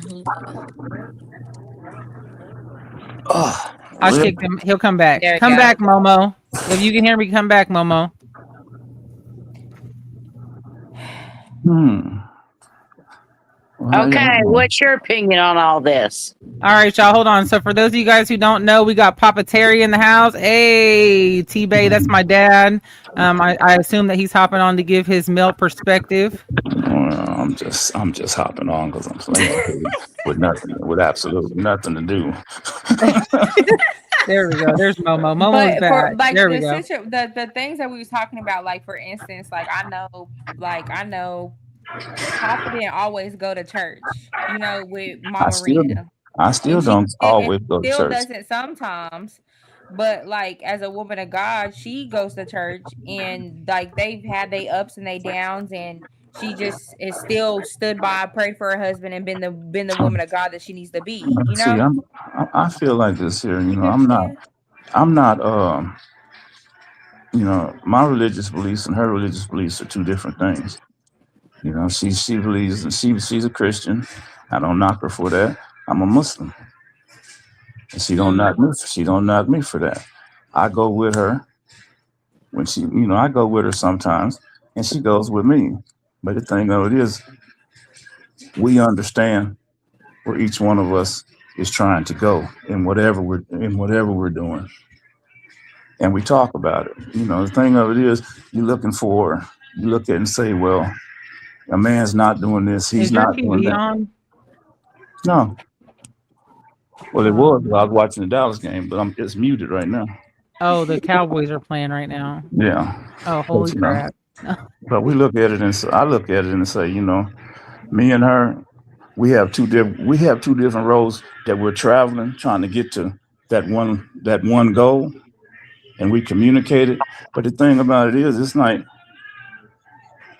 when she goes out and go to church, last words out the door, say a prayer for me, because like you were saying, I ain't got to go where she go when she go. But if she's praying, but I know if she's praying for me, because sometimes her prayers are better for me than my own. Mm-hmm. And vice versa, and vice versa. And I was listening to somebody was saying that they have expectations for a man to do this and do this and do this and do this. Well, a lot of times, you know what I'm saying, I understand that, but understand that some men don't know how to do that because they only know what they've been taught. My great grandfather was a preacher, and my great grandmother was the first lady of the church. But even in those days, I used to watch her get up and go to work to be somebody's maid. You know what I'm saying? Yeah. So, and in these days and times, when you're out here, unless your man is making six figures, I'll be right back, you guys. on a constant is making six figures, it takes two. Yes. Yeah. Unless he's making six figures, I know this $3,000 a month house payment I got can't get paid by myself. Right. And then trying to be able to, well, babe, let's go visit family in different states. Let's go take a vacation and do this thing, and let's go do that. So there's a lot of compromise in that. Yeah.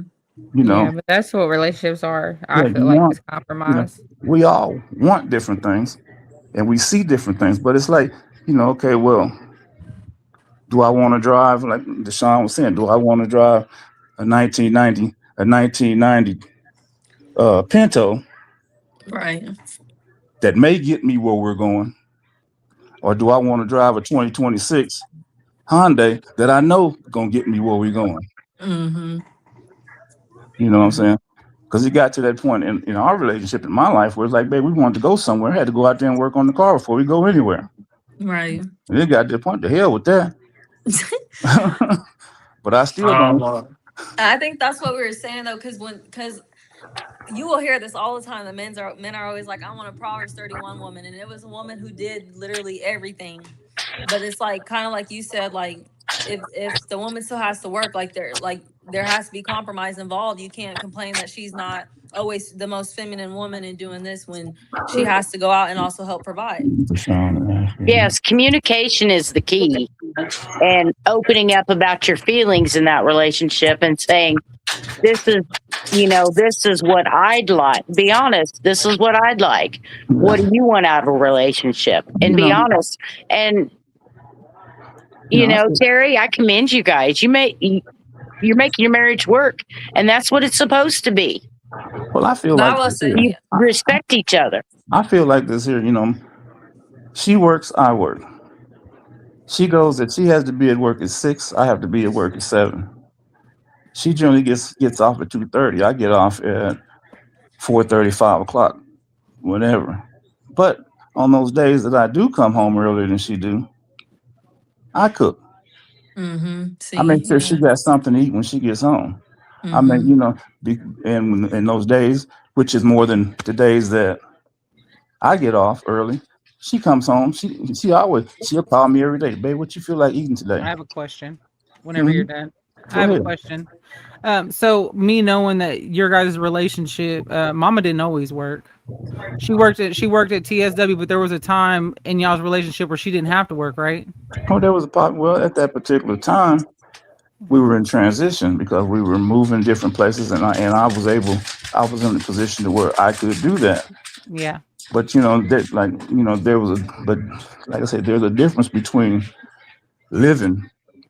I mean, living and having things in life. Yeah, absolutely. So and there was things that we wanted to have, Yeah. and And she wanted to go back to school. and to achieve those goals, it was going to take both of us, not just one. Yeah. We can, anybody can exist.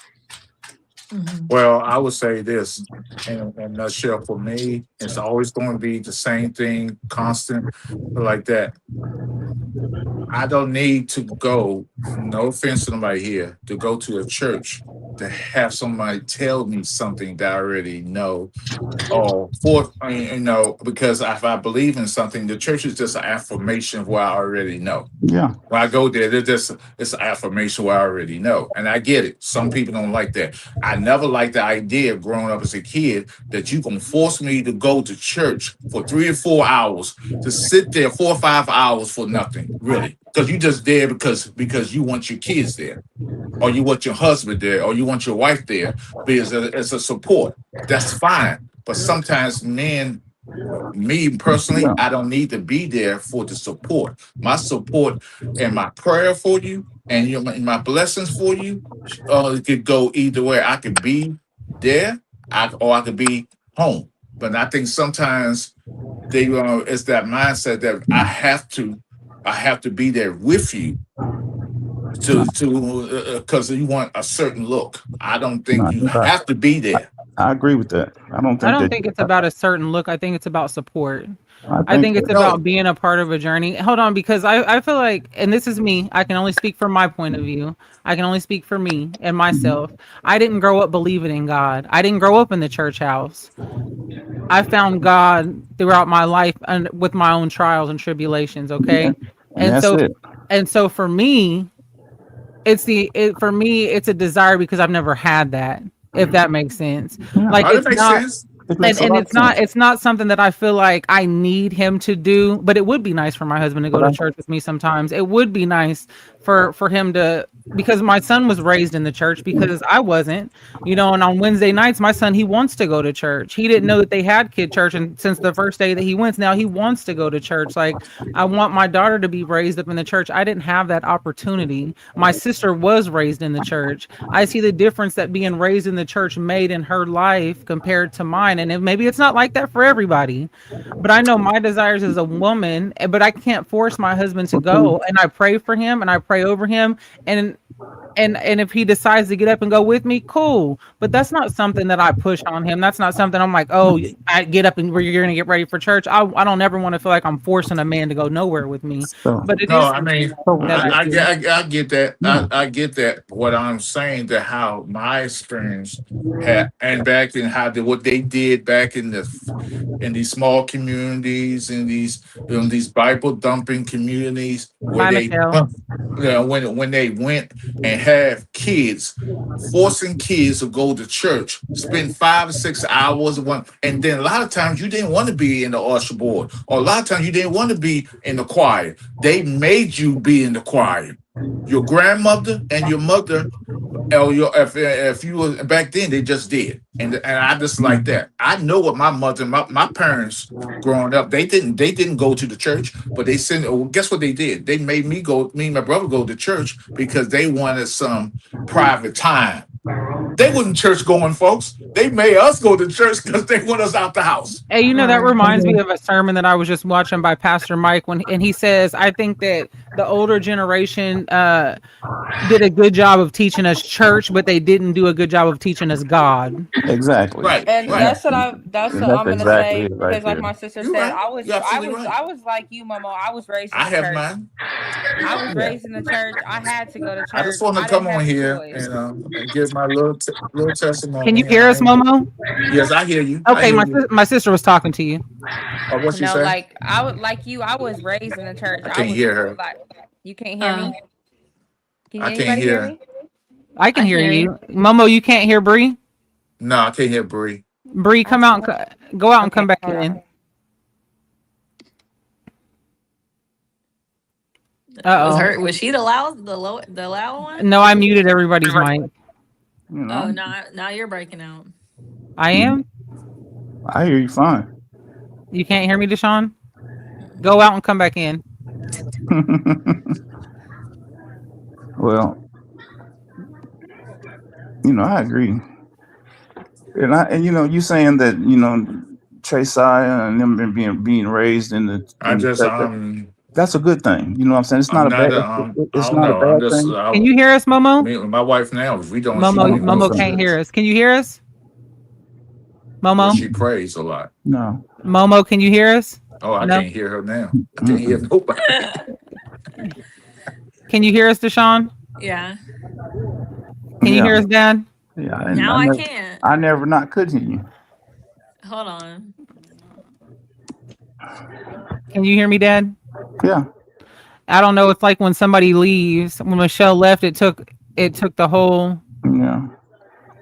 But it's good, It's all good. I'm just to get off here myself. Okay. Can you guys hear? Mhm. Can everybody hear? Oh, well, Yeah. they got off anyway. But Uncle Terry said he's ready to leave us. Momo, can you hear? No, Yeah, I hear you what now. I'm saying is you can hear me now. I was listening Yeah, to Bree. you say that you weren't raised in the church, but Trey Sai and you want the baby to be raised in the church, and that's a wonderful thing. But them, as far as them going to church, the things, and then coming home from church, and you guys sitting down and having a conversation. See, think about it. 10 years ago, the God that you know today ain't the God that you knew 10 years ago. So as you have grown in your understanding of God and how the God of your belief works in your life, you've been able to impart that on them. Mm-hmm. So when I used to go, it was a blind faith thing. You just go to church and you don't ask no questions, No and you questions, just right? believe Do what you know how many? everybody That's says. so is true. crazy to me. And Do you the know how many thing of people it I've is, heard say that? if I I can't, know, me too. and it's like if I can't make it tangible to myself, something that I can use, because it means absolutely nothing. Yeah. But I'm until gonna it ask came, Bree. but until it came to my experiences, my life experiences, and understanding what God of my understanding meant to me, and how I could use it in my life. There's scriptures in the Bible that I understand. I don't understand the whole Bible, Yeah. and I'm not required to. I think because to me it's like this: if I only know one scripture in the Bible or any religious text that I can apply to my life, then I'm doing something. Yeah. You know what I'm saying? 1% better than before. And that's something that I can, I mean, part like you saying now that you're striving for something, but what you're striving from and your experiences in your life enable you to be able to teach your children. So when they have them questions, you can draw for your experiences Yeah. and your understanding to answer those questions for them. See, there was a time when nobody wanted to answer those questions because they didn't know. And instead of saying, I don't know, Right. don't ask, just believe. Well, that don't work. That don't work. Yeah, Yeah, it's that's not like that anymore, You y'all. just Like, want and me to, it's crazy because I hear that so often. Like in the old school churches, they weren't allowed to ask questions. Lloyd tells me that all the time, and like some of the things that he tells me about, like when he was going to church, I can't believe I would have never went. and Like you could, and see, and so now come back but into he this was a day. child and he Come didn't have back, a but come choice. back into this day now, and listen to what he's telling you.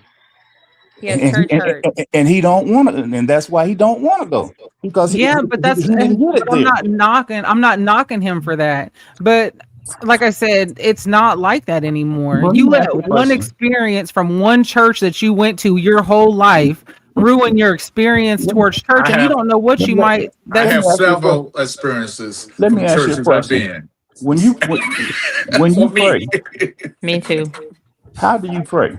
Is there a particular way that you're supposed to pray, that you pray? I asked for the Holy Spirit to guide me before I even open my mouth. You know what I'm saying? So if you don't, but somebody that don't understand that, how do they pray? Like they I talking to a mean, normal person because Yeah, sometimes But when I that is pray, I just start like off I'm like I'm carrying this talking to a Well, normal conversation with hey, person. y'all.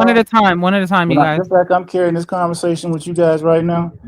When I pray, this is the conversation me and my God have, Me too. Same. because I'm speaking to him in a language that I can understand. So when he gives me my answer back, he's speaking to me in that same language, so I can understand what he's Yeah. trying to tell me. But understand, going into a church house, because if you believe what the word says, the church is you, and Yeah. Yeah, you're I said, go ahead, Momo. Momo has something to say down there. I see you trying to hold it back, Momo. What you got to oh say boy, down there? I don't want to. I'm not going No, to. it's an open no, say what you conversation. say, That's what say this is what you for. say, Okay, but bro. first of all, I just want to hear Bree want to ask me something earlier because I couldn't hear her what she was saying.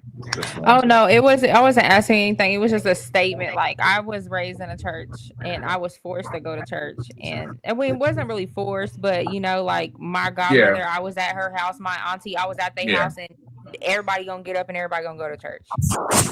And that's it. I Um, didn't go with I my mama. I didn't go with my daddy. I went with the okay. the women that I love, and I'm grateful that they not forced me, but I'm grateful that they gave me that experience in life because it made me into the woman that I am today. But just like Ashley said, it didn't teach me how to be it didn't teach me to be a woman of God. It didn't really teach me how to learn the word or anything like that. Like I've learned it over life experiences and like where I am today in my spiritual journey. Like this is teaching me how to be a Yeah. Christian. They taught me how to go to church. They taught me how to get dressed. They Right, taught me what I'm supposed to right. wear. They taught me how it's supposed to look. Yeah, you're supposed to go to church with your husband. If not, the just like you said, the woman in the back gonna be looking crazy at you, like, girl, where her husband at? I grew up in that type of church, so I feel what you like. I feel what you're Right. saying. But now, I would say this to anybody who's listening in the comments. I'm a different type of breed of a man, and I just don't hate the messenger. Don't hate what I'm about to say. I just think sometimes I don't know if I should say this on this panel, but I don't know because I No, don't. you can say, Momo, speak your mind, brother. No, Yeah, I ain't gonna like. I don't believe God talks to nobody. I believe the voice we hear is just angels. God don't speak to you. I mean, God don't speak to I don't nobody, I don't because believe it. because it's a God has a plan. God has a plan for all of us. And for at the end of the day, God has a plan. So, end of that plan, if the things that you pray for doesn't come true, what you want Him to do? Change His plan? No, you got to go with His plan because every prayer you put out there ain't going to come true. If your husband dying or your loved one dying, somebody's sick, God ain't gonna answer those prayers because He has something bigger plans in store for your loved one and for you. So God doesn't answer all prayers, No, but yeah. people want to pray. But sometimes it's an old saying: if the thing I pray for doesn't come true, what's the point of praying? Some people say that to you. Will say to you, the prayers that you are doing might not never come true, so it may be a waste of time praying. You got God with His God's will. God's will is the most important thing about anything, any church, any Bible, any Hey, book. and you Well, know I what, would say Momo? that You know that's what's really sad about that statement that you just made is that just lets you know that there's people who go to church every week that sit in the no. Listen, hold on, Momo, and I'm gonna say what I'm gonna say, and it's not towards you, but I've seen it and I've heard it too many times. Right, People that grow up in church, they sit in the same pew every Sunday and they don't right. know God. They don't know the power of God. They don't know what God can really do because you've never had the one-on-one experience with God. Because I don't care what nobody says, God talked to people all through the Bible. He talked to me personally. I don't. He I talked. don't. Because I will challenge. Never mind. Let me no, see. He I'm just no gonna no say no okay, Momo. okay. That's So what his this. argument, it's not a is challenge. that It's not a challenge, Momo. This is a conversation, brother. I love you for coming on here and saying how you feel, but let's. You have to understand we all have different views. We all Yes, believe I in do. different Of course, things. I'm not here to just. You And know, we to, all to have different walks in life, and for me, like I said, I didn't grow up believing in God. Honestly, if you would have asked me when I was 16, 17 years old, I if you would have said God, yeah, right, I was so angry and mad at that time, like I didn't even want to hear about God. But I I just know don't. for a fact after you going through what I'm What going about through God's will, though? and the way know, God, God talks to me and the way God, I understand that now, Momo, but I didn't understand that then. And the way God talks to me, God talks to people. God well, okay, absolutely talks to people. Momo, he basically, but he answered it within his statement because Momo, what you basically said is that God doesn't talk to you because not all your answers are prayer. But when your answers are prayer, does that mean that God's talking to you? And if that's I the don't. I case, don't think God's because I think God is powerful. you I know. think He's all knowing, all powerful. He's not going to talk to. See, I don't. This thing. My thing is this. If he can't talk to every human being on this earth. If he did, if everybody would have the same way. Everybody No, No, he doesn't well, everybody's talk if to he's path is all everybody. different. powerful, then but, you can't. You but, have to acknowledge that he can have a personal relationship with every but single person. I mean, he's not. He's omnipresent. He can be well, see, everywhere at once. He's not once you just look at it, one thing. look at it, say like So God is a spirit.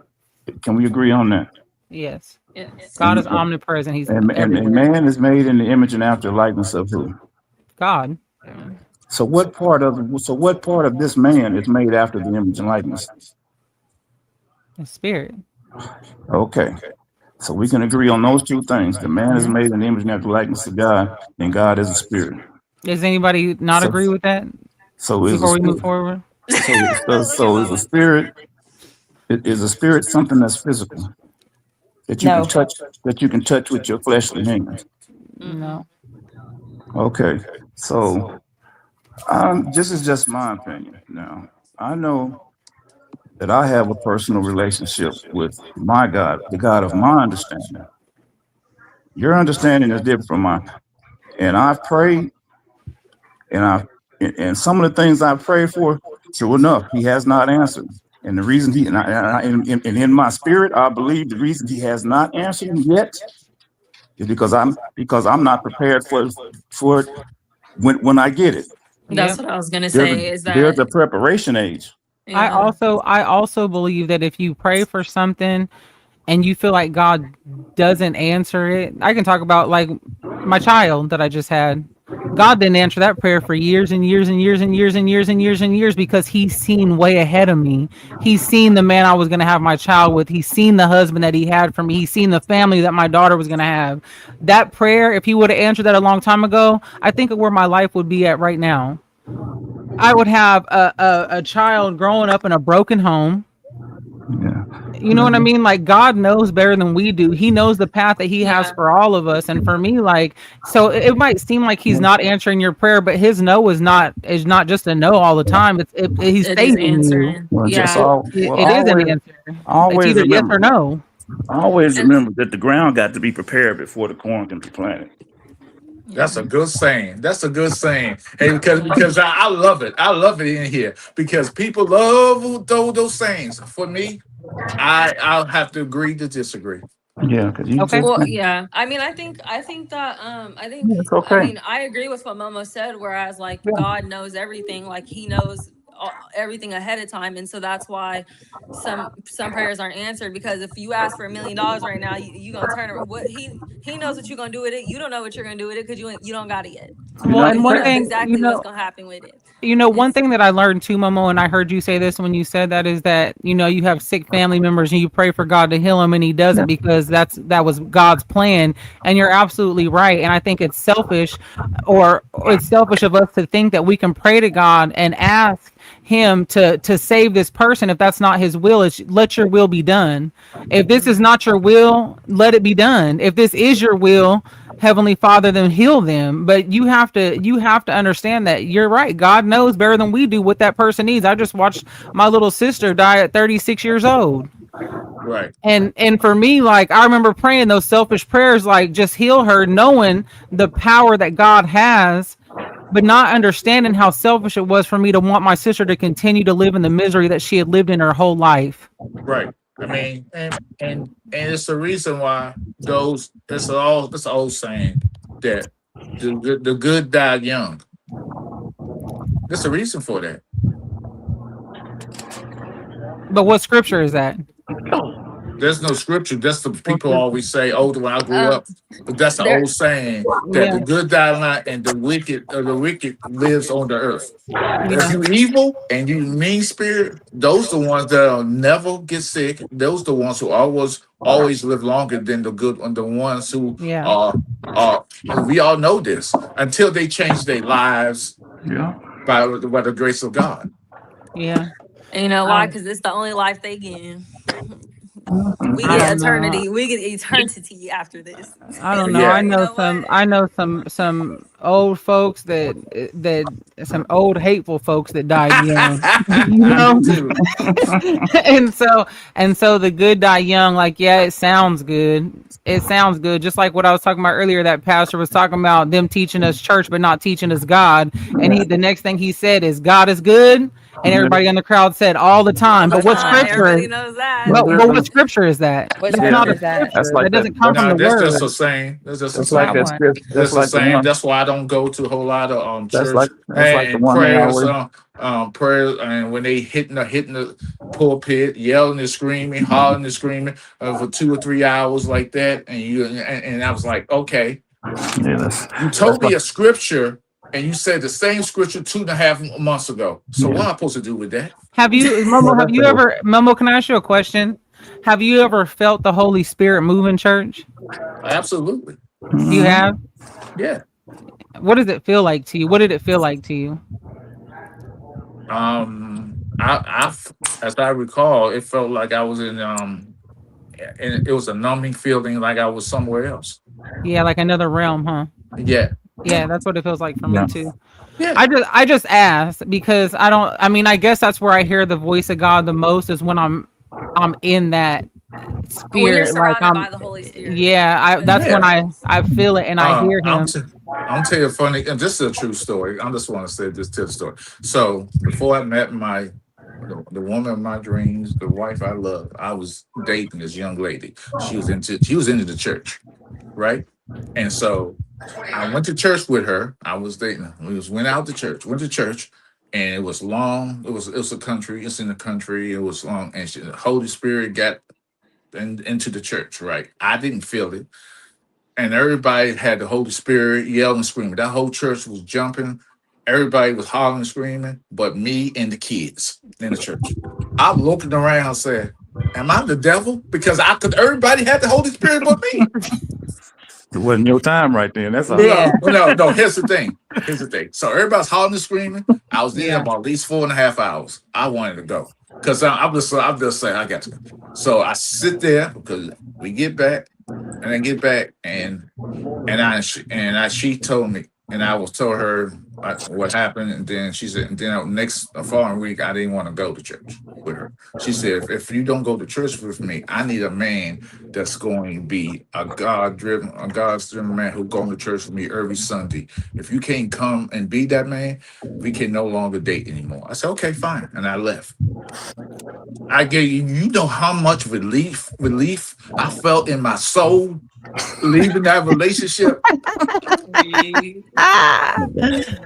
You guys listen. So we're coming up on 2 hours for I the know, respect- and I'm the co-host, but I do have to go. I have to work at 4:00 in the morning, and I have to drive an hour away to Palestine. So I am going to hop off. But I love you guys, and I hope you guys all have a wonderful evening. I'm getting ready to close out. I love you too, Bree. Hey, I got one. Bye, Bree, love you. I got one more that they always say too. That God ain't gonna put no more on you than you can bear. Well, what scripture is that? There is no no scripture nowhere in, and you know what? It's a Nowhere. fake scripture they like to say. Hey, it sounds good. It sounds Yeah. good though. But you know what? When you tell how much can I bear? agree. Then? Yeah. Hey, yeah, how much can I bear? You know what I mean? Yeah, it definitely doesn't say that in the Bible. Before you leave, I just handle without him. So what I'm going to say is that I was hesitant to come up here ever, and I'm glad I did. God has must have forced my hand and say, "Hey, you need to go on it, going up there." So I appreciate that. Hey, you know what, Momo? We're here every Friday at 6. You're more than welcome on the panel. Anytime, because I love having, I don't know a lot of men, like I said, that'll get on here and go back and forth. It's a bunch of women. And so it is good to have the man's perspective, especially when you have a bunch of women who are trying to figure out life and we don't have the men here to say, well, this is how we look at it. And us to be like, okay, that sounds a little bit better than what we perceive it to be, because that's all it is our perception, right? If we don't have anybody to compare thoughts to, we're just moving off how we perceive things. And people with other beliefs. Well, we understand as men that y'all are emotional creatures. We operate off logic. And what we understand is that you guys are just Hey, I'm tell you what. Let's tell your husband and cook just cook some chicken wings and drink some Kool-Aid. I don't know what to say. Oh my God! and also telling these Cowboys suck right now. Okay, so listen, you guys. That we're gonna go ahead and wrap. We're going to go ahead and wrap this up for tonight. The topic was survival mode. You guys, this is an open panel, open conversation every Friday at 6 p.m. If you were watching tonight, you are more than welcome to come and jump on the panel with us any Friday. You can reserve a seat ahead of time by just messaging me and let me know, or you can come in the live comments during the show at any point and put hashtag panel in the comments. We are more than happy to bring you up. We also are looking for people to come and give their live testimonies on Sundays at 3 p.m. So if God moves you to want to come and join the show on a Sunday to give your testimony, please reach out to me and let me know. We appreciate all of you guys hanging out with us tonight. Remember, you guys, that life is about progress and not perfection. We love you guys, and we will see you guys Sunday at 3. If you guys want to stay on the panel, we'll be backstage for a second. If you guys have to go, it's all right, but I'm going to go ahead and end the stream. That's another episode of Miss Mcafee Unscripted. Hey, Deshaun.